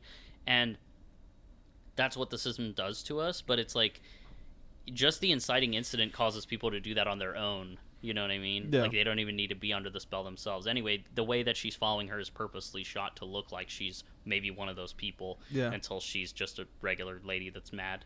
But, yeah, she's targeting her anger at the wrong person. Anyway. And she also gets to be more angry at her because of the fact that she's kind of the scapegoat for this entire incident. So she can walk up to her, pull her hair, push her down, throw some alcohol on her, and honestly... and then she says, look what you did. Yeah, look at what you did. And that's... it just kind of gives her more leeway to do that because everybody already seems to hate her, Justine's character. Yeah. And it's just kind of unfortunate in that moment. But even before that happens, where Paul tells his wife that they slept together, before he even sees Justine, he tracks down James, who's trying to break into a store. And he accidentally gets pricked by the needle inside James's pocket. He thinks he's going to get AIDS now. And he takes out James. He punches him out. And it was filmed on the dash cam or whatever. And it kind of, like through little small breadcrumbs, kind of shows you all the anxiety that's building up and all the problems that's building up. The situation with his wife, with his father-in-law, the getting pricked in the finger, thinking he might get AIDS or hepatitis or something, punching James, which you're not supposed to do as a cop, which gets caught on video. Yeah, he was already detained. Then he's getting nervous about all that. He even admits to his boss, he's like, yeah, I did this thing, and he's just like, well, hopefully he doesn't come back, and like reports it. But yeah, he told James, he was like, if you fucking come back here, there's gonna be problems. Yeah. You know. And then James. So James is I guess we can get into him now. Yeah, James is a junkie. He's a junkie. He wants more money so he can buy more drugs. It's seen throughout the film. He gets money, buys more drugs. There's great dolly zooms. Super funny character. Yeah, love this character. Yeah. Absolutely. And also, just quick pause. Just give a little fun fact. He's the only actor, the guy that plays James. Austin Abrams. he's the only OG actor from the movie that stayed throughout the entire production, because all the actors, when they first initially cast the project, had to leave for like he had a whole conflicts. different cast. But Austin Abrams was the only person that stayed through the entire time, and so now Zach Cregger, he's like, that's my man, that's my guy right there, and that's why he's gonna be in Resident Evil too. I mean, he's fucking awesome. He's so in great. Euphoria, He's so fun. He's great in he's Euphoria. He's the best character in Euphoria. The most likable, besides maybe Fezco, I guess. Yeah. Even though Fezco is still a drug dealer, but it's those two characters are very likable. Yeah. Anyways, but in this movie, he's also just very funny. I just wanted to put that little fun fact out there. Yeah, he's fantastic in this film. So James is, he has this happenstance encounter with Paul that we discussed, and then because he's looking for more money, he breaks into Alex Lilly's house, which is the remaining kid. He sees how his parents are just kind of in this like weird state where they're hypnotized. They can't do anything. They just sit there. They're kind of like paralyzed. Yeah, they're just staring. And so James just, he's like, okay, sure. And he just starts stealing silverware and shit in a pillowcase, just trying to take whatever he can to get more money. Oh, Willow. Yeah, he sees Willow on the... Pretty cool. But anyway, so he takes all this stuff. And then in the midst of all of this, he sees the children in the basement, just all of them just standing there, and they all like turn around in unison. It's really fucking scary. Yeah. And it's this great scene because Zach Cregger does this where he does this in Barbarian 2. There's a scene with Justin Long with some measuring tape where you see a character who is completely oblivious to the horror element and what's actually going on with the missing kids, and in Barbarian what's actually going on with like the basement tunnel into the house, and they're just looking for themselves. Like Justin Long in Barbarian's like, oh, I can charge more for the square footage. Hell yeah. So the deeper it goes, the happier he gets.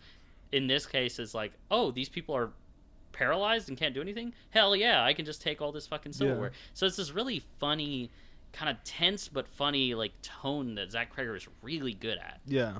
Where he puts an oblivious character into the situation that the audience knows is bad. Yeah. And the audience is like, oh shit, those are the kids, but he's just like, what the fuck? It's he's great. Like, oh, sorry. There's just this great distance that he creates between the character and that you're following and the audience, and I just thought it was really well done.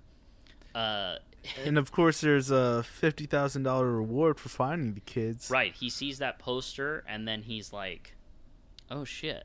I can just turn these kids into the police, and I'll get $50,000." Yeah, but Paul's a cop, Paul's and he can't run into Paul again. But here's the thing: we see this theme of kind of selfishness again, because if James was less worried about the money and more worried about the kids, he would have called the police and been like, "This is where they are." Just told them.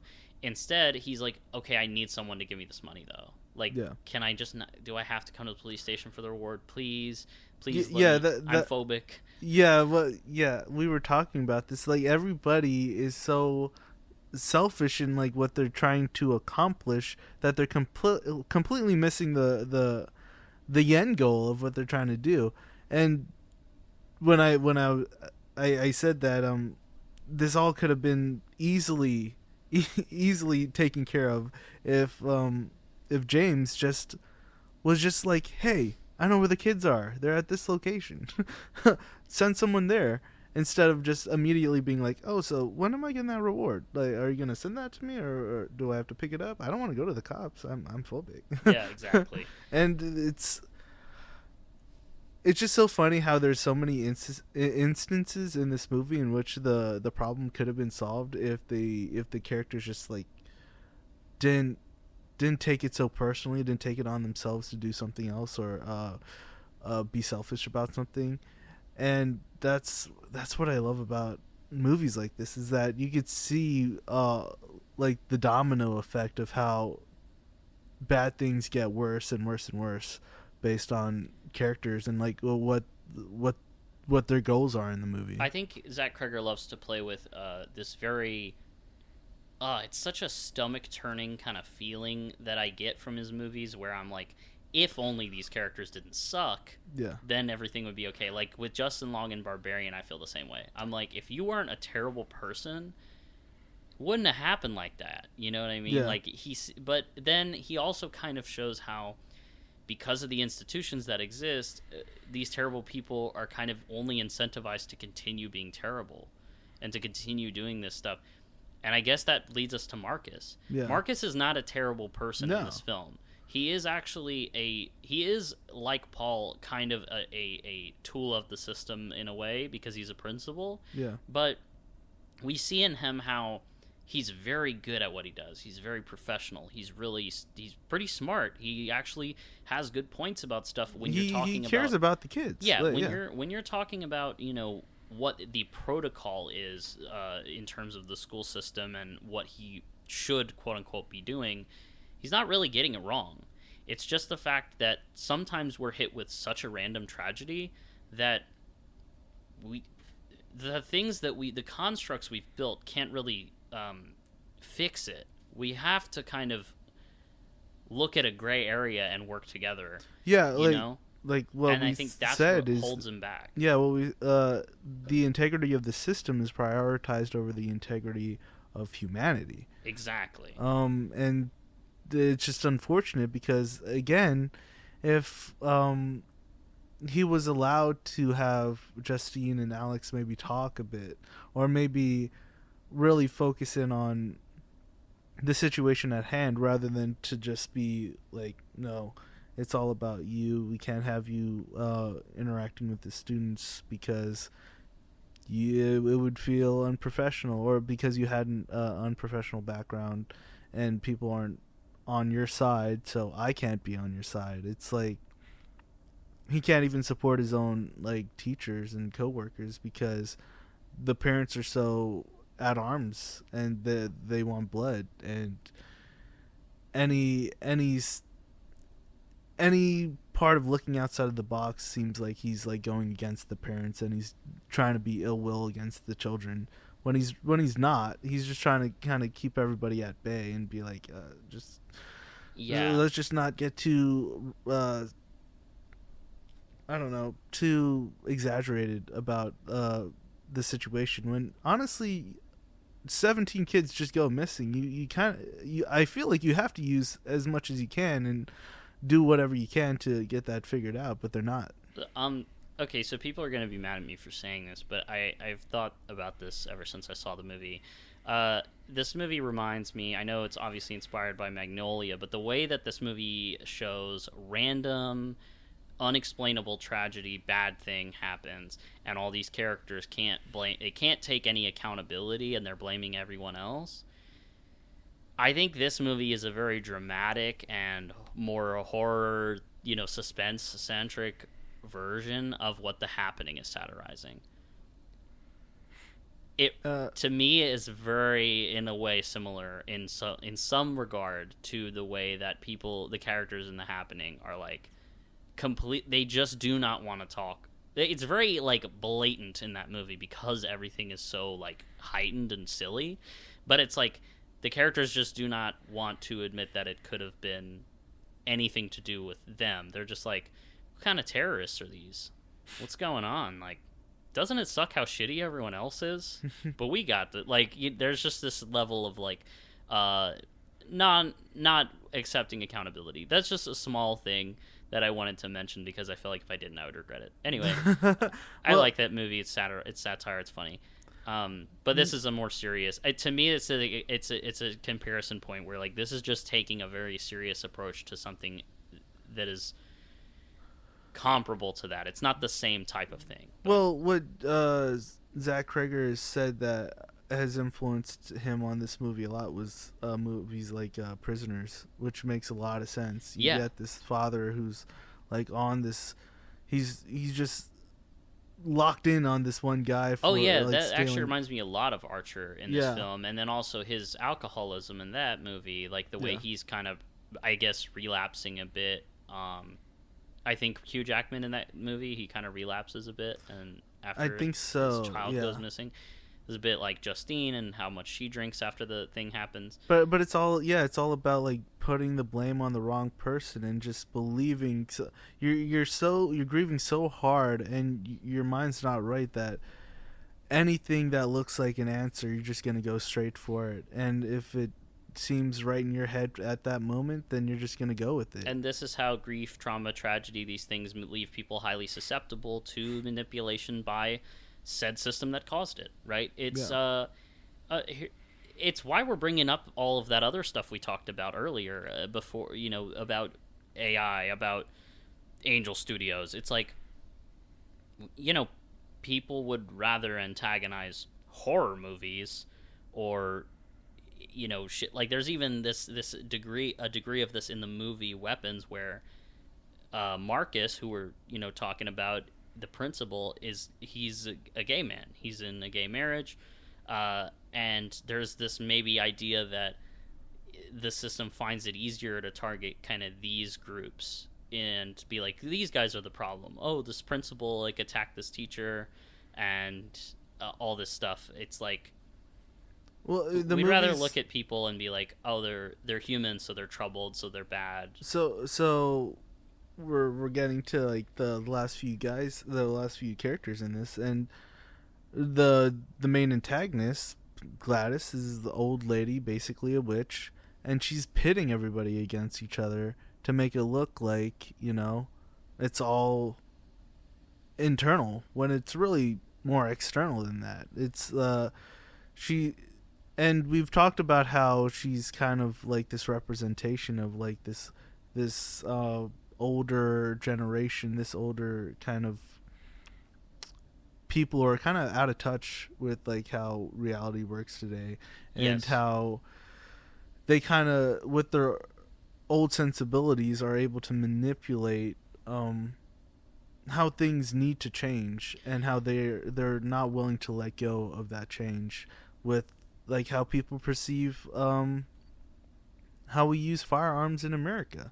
They don't want to put any sort of limitations on how people buy and handle guns, because they think they're the Constitution's going to be all messed up, and they're not going to have their rights to do whatever they want. But nobody's telling them they're going to take their guns away. Nobody's telling them that they can't have guns. They just want stricter rules on who should have guns, and if you're mentally incapable of owning a gun, you shouldn't have a gun, because that just makes sense.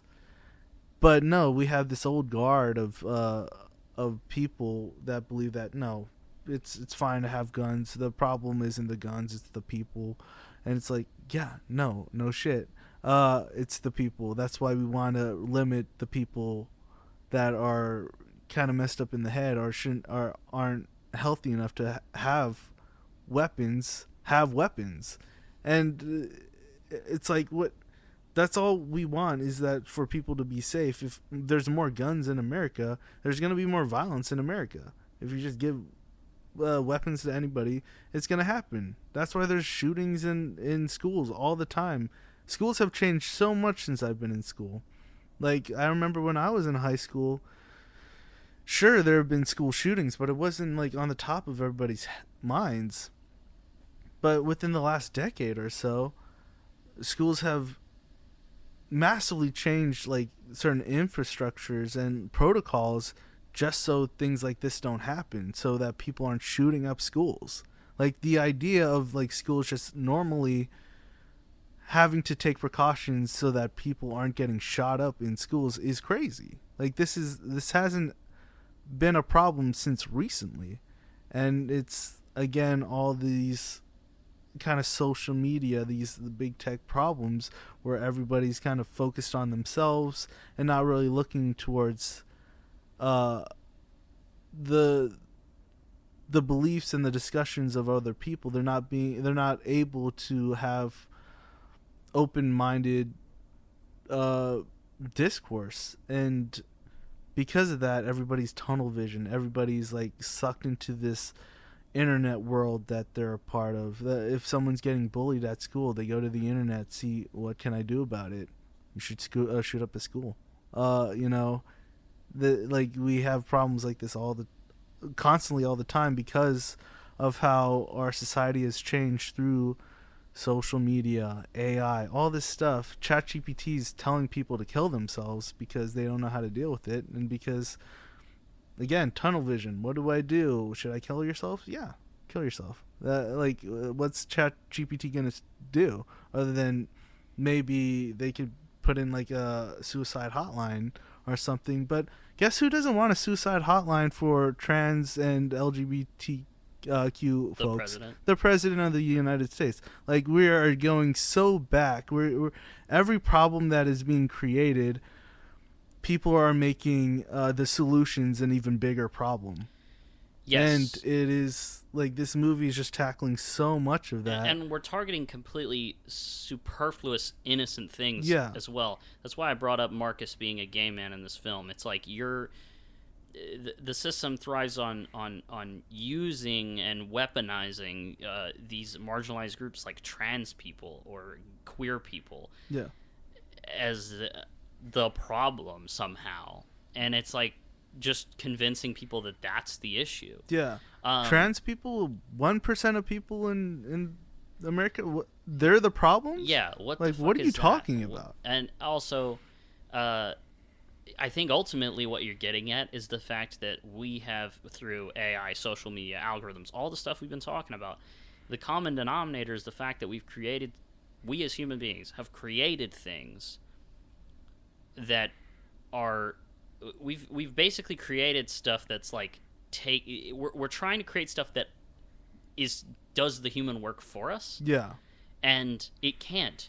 There's something irreplaceable about human beings and the way that they work, and we're trying so hard for some reason to replace it to be more comfortable. But again, sometimes being uncomfortable is necessary.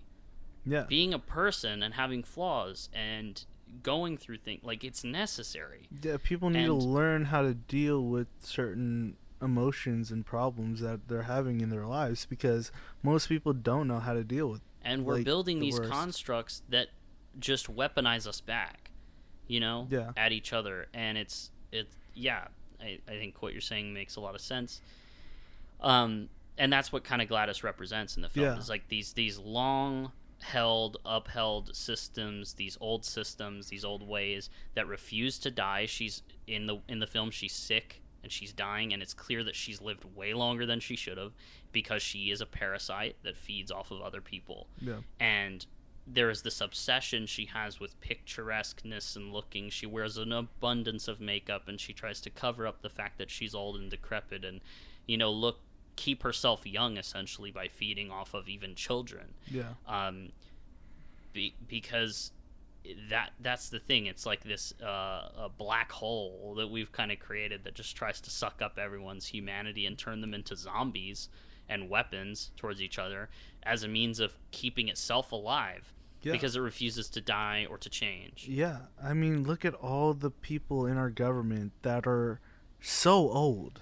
They won't leave. They won't hand over the torch and let, the people who are living here and are going to stay here on this planet for longer than they are, like, actually They'd rather literally traumatize them and ruin their lives to stay a little bit longer. Which is just incredibly frustrating, and it's unfortunate. Like, the moment they get power, they want to keep that power for as long as they can, even if it has barely anything to do with benefiting themselves anymore than they already have. It's so selfish. It is so incredibly selfish how some of our politicians are today, and it's a huge problem. And that she's kind of representing how all this older generation, not saying that if you're old you're a bad person, but sometimes this older generation, they don't align with the things that are happening today. They're not aligning with the progression that is needed in society for us to thrive and be successful and be healthy. Because back in their day, they did different things that benefited a few people, but to benefit everybody, we can't think about that. It's like we became smart enough to invent things that make us stupider because we just couldn't handle being smart, I guess. I think that's almost a different story in itself about how everybody's so lazy and they're too comfortable nowadays. Yeah. They have no sense of challenge in anything. They don't want to be challenged, at least mentally, on things that could benefit them down the line. They just want to be in their little comfort zone, and by being in their little comfort zone, they're in this tunnel vision view of how the world works, and that's bad. We know people that are so comfortable in their lives they can't even see outside of their own lives. They can't see that they're the problem. Yeah, or that they're contributing to the problem for sure. Like, I think a good example of this in the film is the fact that Gladys is apparently Alex Lilly's mom's aunt, which is like a mouthful. Like, Alex Lilly, the remaining kid that doesn't run away. I don't think they're actually related. I think I think that's the movie makes it clear that they're not related. It's this. So I think it's this metaphor for like the fact that it's like, oh yeah, it's your mom's aunt, but she barely knows her. So it's like this relative. It's like this thing that everyone knows, but not really. You know, not something. It's kind of invisible. It's kind of not really a presence in your life consciously. It's more subconscious than anything. For example, everyone in the movie, or not everyone, but a lot of people in the movie see Gladys in their dreams or in moments of confusion, where they're kind of seeing how the presence of the system is really the issue. And the way that it operates is really the issue, but their conscious self can't really see that. It's more subconscious. Even when James sees her in the woods, he's awake in that scene. He's the only character who sees her while awake, like in a non-literal sense. And I think that's because he's getting chased by Paul in that moment. And he's also probably high. Well, sure. Yeah. That's like the literal, that's like how you can justify it in the narrative. But I mean, subtextually, he's getting chased by Paul in that moment where you're seeing how he subconsciously is starting to realize, like, oh, if Paul wasn't so worried about protecting himself and upholding his status as a cop, as a tool of the system, essentially, these kids would be saved faster. I would be able to basically tell them where the kids are. But because I have this like petty squabble going on where he's worried about protecting his reputation and he's targeting me, now these kids are like just like basically Gladys is just able to fucking be free in that moment. It's working out in her favor. So we see this how Alex's parents know Gladys but don't. And the way that they are like, yeah, we need to have a clean house for Gladys. This is how my mom would do it for her. This is how the older generations would respond to, the way that the world works. This is just how it works. We have to cater to it. We don't have to challenge it. You see how the older generations are more friendly and welcoming and inviting to it. And then it, of course, fucks them over. Yeah, and ironically too, they want a clean house, but the moment Gladys comes in, the house gradually becomes dirtier and dirtier and filthy, and there's like soup cans everywhere. Well, because it only the bedroom's all messed up and the furniture's thrown around. It only becomes clean once when they need to hide everything for the cops. Everything for the cops, exactly. It's just to maintain appearances. It's all about appearances with her. Yeah. Like, what life is she really living? She's just sitting at home fucking playing with a tree. You know what I mean? It's about appearances. Yeah. And it's really an act of desperation. We see how she's portrayed as this fragile old woman who's really, not all that. Like, if Alex was on some Home Alone shit and he tripped her, it would be over. you know what I mean? But you see kind of how she's a bully. Yeah. She mirrors you see it in the generational, like we were talking about with Josh Brolin's character's kid as well. She's a bully. She's like, the only person she's able to control without a magic spell to do her dirty work is a child. She's a fucking bully, and she bullies him. Yeah. And she's like, I'm gonna do this to your parents. Do I want to do that? Come on, you got to do what I ask you to do, or else I'm gonna do this. Like, it's this. Do you kind believe of, it? Yeah, it's this kind of bullying tactic that she does, and that's ultimately, I think, what Zach Cregger wants to show us is that these constructs are bullying us, and we're just letting it happen. And the moment that we target the correct thing, it tips over like nothing. It becomes just this fragile thing that we can rip apart. Like, I just love the fact that all the kids in the movie get that catharsis of like fucking her up at the end, because it's like, I guess it's sort of like maybe the next generation will have to, finally be the one to like fucking figure out who the actual problem is. The ending, third act of this movie is pretty crazy, but I think it kind of simplifies everything that we've all been talking about throughout the movie. Is like, everyone's in that house and everyone's just running at each other mindlessly and fighting each other and doesn't even know what's going on, and people are killing each other and they don't even want to be killing the other person, but they have to defend themselves from being targeted. But then the other person isn't even trying to target them, they're just under the control of the system, and it's all this stuff happening at once. And there's a cop, a junkie, a teacher, and like a construction worker, and it's like all these different classes and people working against each other while the system chills out in a basement, sucking on kids' life forces and shit. And even Josh Brolin's character at the end, like, he's looking through all the kids. He's like, I don't give a fuck about all these. Where's my son? So yeah, great little like finality to what the movie is talking about. It really does stick the landing thematically in ways that I could not understand on my first viewing. Yeah, no, this movie's great, guys.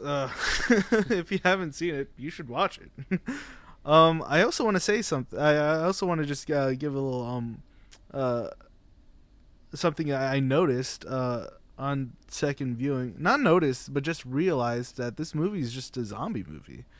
And it's not like the zombies we know today. This is like a zombie movie from like pre Night of the Living Dead, like from I Walked with a Zombie type movie from like the 30s, where zombies were just the dead being controlled by a certain individual that did voodoo on them. All these kids, all the people that are taken over, they're all zombies. Those kids are dead. The parents are dead. And they're just like essentially, like thematically, they're dead. Like, even at the end, they're like, some of them kind of started talking this year. The parents are in some institution away, and Alex has to live with another aunt that's like actually their aunt. I just thought that was kind of a cool thing to think about, because we're so used to the Night of the Living Dead kind of zombies, but if you actually look back to what zombies were, this is what a zombie is.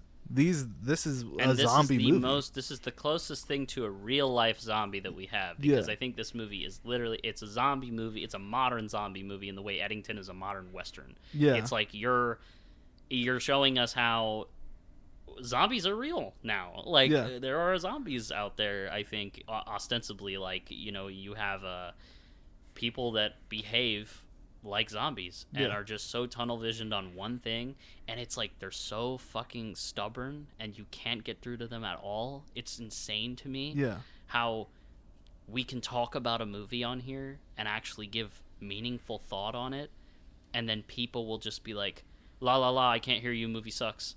What are you fucking talking? You are literally 5 years old. You got told that by somebody. Like, I guess I don't want to say definitely, but they're it's just like a lot of watching your movie sucks, and they're just like, a lot of people are just watching fucking YouTube videos. They're looking at something, they latch on to the first thing they see, and they don't let go. And it's like, a little advice to anybody who's trying to get into movies and trying to figuring out like how they should interpret movies based on reviews and whatnot. You could watch reviews, you could watch critics, you could listen, you could hear, but that should only just be like a grain of salt for you.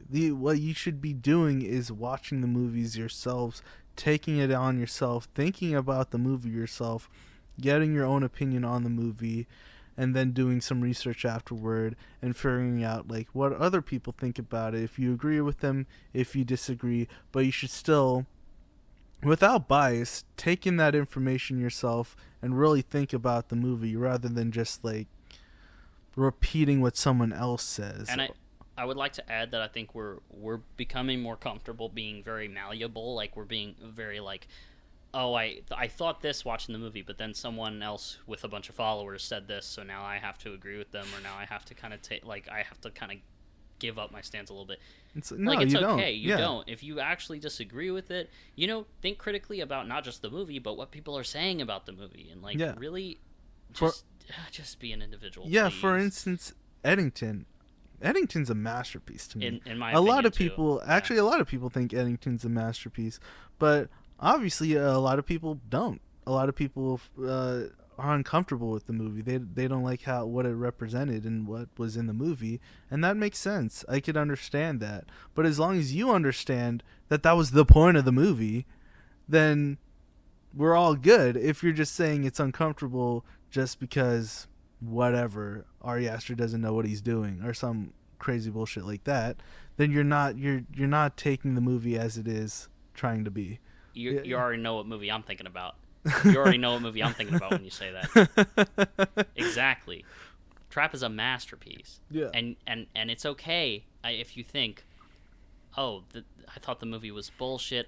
His daughter's acting was bad, and fucking the movie just has a bunch of plot holes. Whatever. Actually, the movie doesn't have plot holes. It has plot conveniences. There's a difference. But when you look at things like that, and you're like, oh, the logic of the movie, like it's so improbable, the things that happen in the movie. Okay, that is verifiably the filmmaker's point. Yeah. Like in so many ways. Like if you actually looked at what the filmmaker was saying, if you actually thought about the movie, if you were curious and you asked, why did they put that in there? Why does the movie have this consistent language that it's presenting to me about a certain thing happening over and over? What point is it trying to make? And then what does the absence of that thing happening in the second half of the movie mean to the overall message? If you're actually thinking about that, it's very easy to see how that was intentional, even if, and this is important, it wasn't for you. Yeah. If you didn't like it, that is not what I'm attacking. I'm not saying you can't dislike it. I am saying you should not look at movies and just be like, oh, the artists are fucking stupid. They don't know what they're doing. Yeah. Stop that. You're weaponized. Wake up. Stop being a zombie. Stop being a weapon. Wake up. Yeah, no, for real. Like it. As days go by and more movies come out and people's reactions to certain movies are coming out, it really is showcasing that they don't know what they're talking about. People are so lost on how to watch and take in information, whether it be informational or educational or entertainment wise. They really have no media literacy. Like everybody keeps saying, we don't have media literacy anymore. We really don't. People are not using their brains anymore. We have so little media literacy that people don't even have the literacy to understand what media literacy means. Yeah, they don't understand what they're not understanding. So media literacy, I'm not going to fucking try to explain this like I'm super smart or anything, but I'm just saying a lot of people confuse media literacy with understanding a movie or looking at the themes of a movie, which that's part of it, but really what media literacy is looking at stuff and trying to understand why things are said in the way that they're said and what the goal of the thing is. Like when TikTok was banned, right? Yeah. For a day, and it came back, and there was that pop-up that was thanks to President Trump, TikTok is back, and everyone, certain people will be looking over that. They'll be okay, whatever, TikTok's back, that's all I care about. But there is let's have some media literacy and let's look at the wording of that and let's look at what they're trying to propagate by saying that. Yeah. In the come on, y'all. It's so obvious most of the time. Yeah. It is quite unfortunate. And again, that's why we do this podcast, talk about these movies in this way, to kind of open people up a bit more to discussing the movies about what they like about it, what they don't like about it, but at least understanding the filmmaker's perspective, understanding what the movie's trying to say, what it's trying to convey to the audience, and seeing if you agree with it, if you disagree with it, that's all fine. But at least you understand what it's going for, what it's doing. At least you're trying to. Yeah. Just try to. Yeah. Why would you want to watch a movie and why? That's so boring. Yeah. You watch a movie and you're like, oh, they weren't trying to say anything with that. They're stupid. What are you They put millions of dollars into that shit. They're stupid? Even if they're you saying... You gotta do a bit of, like, Even looking. if they're saying something evil with the movie, like War of the Worlds, right? Or Reagan, right? They're saying something. Even if it's evil, they are... I hate those movies because of what they stand for. Yeah. But they stand for some shit. It's just Yeah. bad, evil shit that I hate. Okay, Weapons stands for some stuff. I agree. I think that the movie is pretty well put together, and it portrays a lot of important things, and that's why I enjoy the film. Yeah. Great movie. Yeah, we talked a lot. I mean, it's like a 2-hour episode. Hey, it's a meaty discussion. We got to Yeah. talk about this because it's like this. It's truly frustrating how people are really, like, just talking about films these days and, like, how they're really taking it in. Like, I see it all the time now, and it's really bumming me out. Yeah, I mean, in a way, I become a little bit weaponized when it's something that I really personally love and it's getting bashed on. It's like, fuck, that's so annoying. Like Eddington, for example, or Trap. It's like, fuck. Yeah, the fact that shit. Eddington didn't get as big as a rollout as it could have it's unfortunate, because that movie's... I feel like people need to watch that movie. Like, that is something you should watch, whether or not you think you're gonna like it or not. You should watch it just to, like, take in that content, take in that opinion of the time. Yeah, like, okay, what you're saying is really important. Sorry, did I cut you off? No. Okay. What you're saying is really fucking important, because it's like, this is something else people need to understand. You're not just an observer. When you're watching these movies, they're trying to say something to you. You have to, like, engage with that. If you're not engaged, if you're just, like, letting it glaze over, of course you're not going to understand the movie. Of course the movie's going to be frustrating when you feel like things were put into the movie that just couldn't have possibly been overlooked. Like, why is this in there? Well, they weren't fucking overlooked, actually. You're just not engaging with the why of what's happening, and you're not being curious about it. You're not just a viewer. You're not just an observer. You are participating in a relationship with images and dialogue and shit that's meant to mean stuff. And the beautiful thing about it is you can come to your own conclusions and interpretations based on what's shown to you. Why are you foregoing your own ability to do that? You know what I mean? Yeah. Why are you, like, why'd you even watch the movie? In fact, a lot of people don't watch the movie. That's another thing. Like, I don't trust that everyone leaving comments on our shit right now on the clips I'm posting about Trap have actually seen the movie. Yeah, I am probably not. Not confident. I think there's a lot so of them many have seen people. YouTube videos. There's so many people who have opinions on movies that they just haven't seen. Yeah, and it's like, that's not an opinion. That's just that's projection. You are literally yeah. Josh Brolin from the movie Weapons in Act 1 of the film. He's not talking to the teacher at fucking all, but he thinks he knows so much about her, and he's vandalizing her car, but he's not talking to her, and then, that's crazy. He talks to her, and they actually figure out a solution. That's crazy. Even though they, like, have different problems and they're different people, they're able to, like, use their individual merits to come together and solve the problem. That's crazy. So maybe you'd never know what combination of you plus a certain movie at a certain time could literally change the fucking world. You could have a relationship with that movie, and you could see something in it, and you could put something out there as a result that's, like, really important and that really moves people and that really inspires people. The movie is not the only thing doing the legwork in terms of putting a good message out into the world. We have to kind of champion good messages in films, put our own perspectives into it, have an actual discussion, an actual dialogue over it, because if not, what's the point?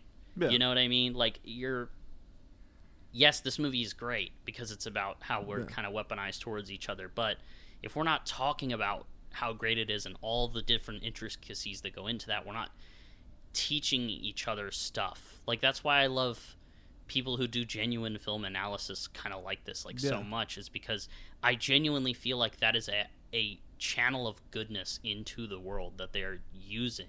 Like, they're using their brain and engaging with the movie, and even though there's some stuff where I'm like, I already knew that. Yeah. there's gonna be people that didn't and that watch that and they're like, oh shit, that's crazy. Yeah. I realize, I'm radicalized. No, but Yeah. it's like, no, it's like, yeah, the whole idea is like, oh, you just got to turn off your brain. It doesn't mean that much. The filmmaker didn't mean that, or they're stupid or whatever. There's literally classes on film criticism and like reviewing certain films, and like talking about certain filmmakers and how they work. Like, obviously, these movies, like, they have meaning. It's not just put together. It's there's literally people are having academic discussions on these films because they mean something. There's their meaning in these films. They're not just there for just pure entertainment value. Sure, some of them are. There are some movies out there that really don't have much to say or much to offer other than its entertainment value. But that's not every movie. There's so many movies out there, most movies out there, that are trying to say something, that are trying to put something out there to have the audience relate with, or have a discussion about, or even to upset audiences. They're trying to make you upset so that you could see a point of view that you didn't see before. That's the point. They're not just doing this for nilly-willy. Oh, they're just stupid or whatever. Or they're just trying to upset me, or they're just trying to propagate this. We got a comment on our TikTok that literally said most filmmakers are pretentious and they're just trying to put out like these like messages into their movie, and it's so pretentious. That's the point. When the fuck has it been pretentious to like have a movie that means something? Yeah. And then, of course, I asked that question, and then the person revealed themselves to be kind of an asshole, because they were like, oh, well, yeah, it's like, basically they were saying it was, they're making like a political, agenda or whatever. And it's like, oh, okay, so you're just saying woke and whatever. Okay, cool. Good to know. Block. Oh, okay. Low IQ person. Okay. Yeah, they probably watch Angel Studio stuff, and it's like, oh, yeah, that's I don't want to make assumptions about people, but, like, come on, bro. The video was literally about how people don't think about movies, and they're willing to nitpick movies, but they're not willing to think about movies in good faith. Yeah. If you're saying something's woke in a negative connotation, you're probably they didn't use the word. Well, I know, but I just wanted to make that clear. If you use woke in a negative connotation, you're probably also a low IQ person. Shit. Oh, yeah, probably. Don't have any proof for that, but the fact that you're saying that, probably. Yeah, man. It's anyway. We've gone long enough with this. Yeah, there's a bunch of different ways we could say the same thing, but I think y'all get the gist. Yeah. What did you think of Weapons? Let us know, please. Let's have a discussion. Comment. It's doing very well, so I think this is going to be a very popular movie this year. Like, people are going to talk about this. It's great. I love it. I've already seen it twice. Maybe I'll see it a third time. Who knows? Final rating. Final rating. So at the moment, at least on Letterboxd, I have it at a 4.5. Unless I rewatch it again, I'm gonna stick with 4.5. But it could possibly be a 5-er in a bit. I love the word 5-er. So I have it at 4. It could. I think at this point, I think it's safe to say it's 4.5. I'll probably see it again to just solidify that. But I think 4.5 sounds good to me. I'll put that out there. Favorite horror this decade? I mean, unless you count Trap, which I personally probably wouldn't, I would say I Saw the TV Glow.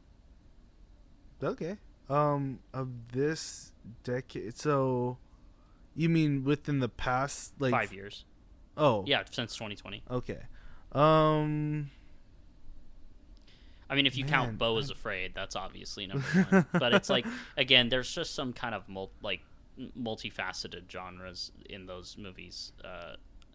Within the past 5 years, I can't even. I would need to look it up, but I don't know the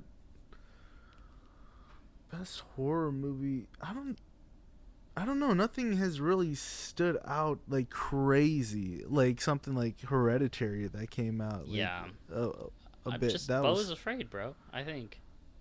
if you I count guess it. the thing is, Beau's Afraid isn't for me as much of a horror movie as it is like just a nightmare comedy. Yeah, that's what I would say as well. But if you count it, you count it. I could, but I just feel like it's wrong saying that that's my favorite horror movie within this decade. I'd have to think about it. Yeah, you didn't prepare. Yeah. That's unfortunate. Okay. Maybe I'll get him to look into it and I'll put some text on the screen or some shit. And what is a movie you think is an evil movie? Can we agree and say one that we didn't even mention on this podcast but that we had in the notes? Nefarious. Oh yeah, Nefarious is bad. Nefarious is a nefarious film. Yeah, it's basically a movie about a guy on death row that gets interviewed by a psychiatrist to determine whether he's mentally stable or not, to determine whether they can execute him. And essentially, he claims that the demon is possessing him, and the demon is like spewing like right-wing ideology and conservative ideology at the guy. He's like, your girlfriend's having an abortion, you're a fucking piece of shit, you're a terrible person. And what's ironic about it is like the movie is clearly meant to propagate kind of these things and these conservative ideas, but then they filter it through like a demon. Like the demon says that. Yeah, it's like the demon is like, I'm a demon, and that, even that disgusts me. Like it's like, no, you don't know how no. It's just such a weird movie, and honestly, movie damn near made me cry because of one fucking part. It's so stupid. The like guy that is possessed by the demon is getting asked like what he wants his last meal to be, and he's like in tears. He's tormented. He's like, I want a double cheeseburger, chocolate shake, extra thick, and then the demon takes over right after and goes, actually, I'm not hungry, I don't want anything. And then later the guy's like, where's my food? And the other guy's like, you said you didn't want anything. He's like, no. And honestly, that's the most nefarious fucking thing. You didn't let the dude have his cheeseburger. It actually made me so, it made me so fucking mad. I was like, dude, that's fucked up. Yeah. He wanted his cheeseburger. God, that makes I'm just upset just thinking about it. Evil movie. There's like we mentioned a lot. There's Flight Plan. There's Reagan. I think you meant Unplanned when you said. I think you said Life Plan. No, Flight Plan. Oh, Flight Risk. Flight Risk. That's what I meant. A Flight Risk. There is Unplanned too, which is also an evil movie. Reagan, Nefarious, God's Not Dead. God's Not Dead. Kind of funny though. Yeah, they were like. A lot of these movies are so bad that they are entertaining. Why do you hate God? Atheists don't hate God. They don't believe in God. Yeah. The movie is just so fundamentally just challenged. Again, low IQ people making these stuff. But I mean, tunnel vision, really. It's just tunnel vision. It's just like, I can't be wrong about this. There's no other answer. Yeah. Anyway. Some evil movies. We've mentioned plenty. Yeah. There's a lot out there. It's unfortunate, but they exist. And then, basically, we just want to say watch more original films in the theater. Think deeper about movies. Look at the filmmaker's intentions. Be an individual. Have your own taste, and let that be a part of who you are. And don't it doesn't matter if other people agree or not, because it's your taste. Let that shit be yours. Yeah. Let it be yours. Yeah, it doesn't matter what other people think of the movie. If you see the movie and you understand it for what it's doing, and it really relates to you, and it's emotional for you, and you like it, and then like it. I personally think it's okay to get a little open, a little vulnerable. My fucking letterbox is like a journal. It's like a personal journal, and I just put it out there because I just wanted to, like, I guess I just kind of want to like champion that kind of like way that we engage with movies as a personal exercise. You know what I mean? Like, I want to put myself out there so that other people might maybe feel more comfortable doing that. Because it's like, at the end of the day, if we all were honest with each other and open with each other and allowed ourselves to be flawed with each other, we wouldn't be as insecure, because we wouldn't have built this whole idea that you can't be those things that causes us to be insecure. It's all made up. Yeah.